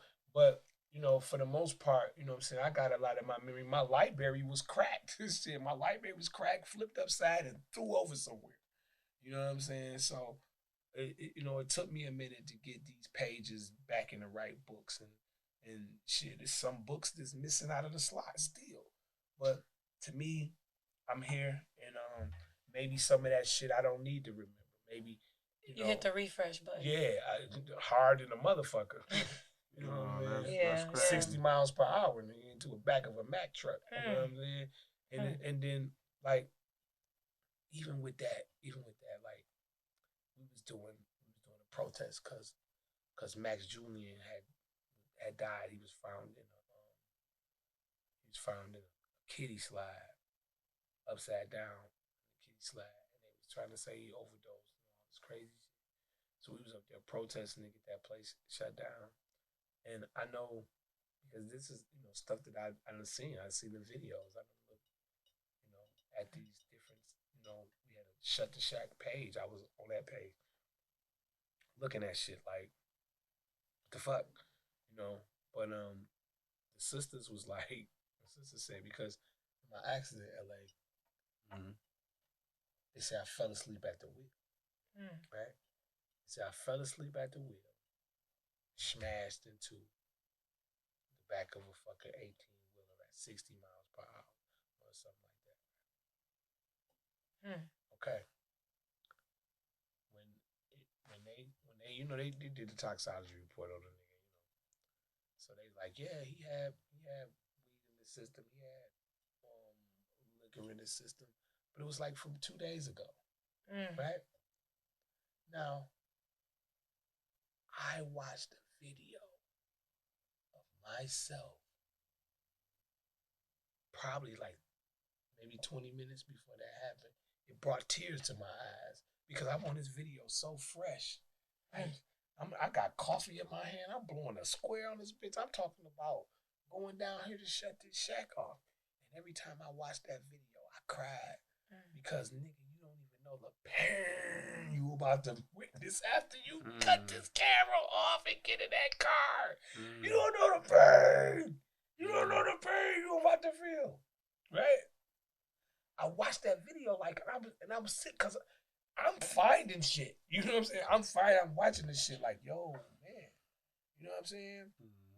And it's so fucking crazy that like the sisters was saying, you know, I got, you know, remember that movie, the sitcom, Bewitched. Oh, Bewitched. Yeah, they was saying I got bewitched because you know the dude up there, they say he's a fucking, you know, he's a fucking little wizard, a little sorcerer. He fuck with magic. This is what the sisters said. They was like, yo, did he touch you? Did he touch your car and shit? I was like, well, I don't know if he touched me. He didn't touch me, I don't believe, but I don't know if he touched my car. And then I don't know. Because they was just like, it was just crazy how this happened. You know what I'm saying? I don't remember what it happened. I don't even remember what I fucking read in the police report and what the doctor said. This some old gangster ass superhero shit, right? They said I went through the windshield, right? I didn't go through the windshield. If I would have went through the windshield, I would have been a pancake on the back of this fucking truck. And I wouldn't be here to talk to y'all. This is the Superman shit about this story. It was a witness there. It was like a report from the police, and there was like a report from the rest of the witnesses. Okay, so the one witness says, I'm driving and I just fall asleep at the wheel.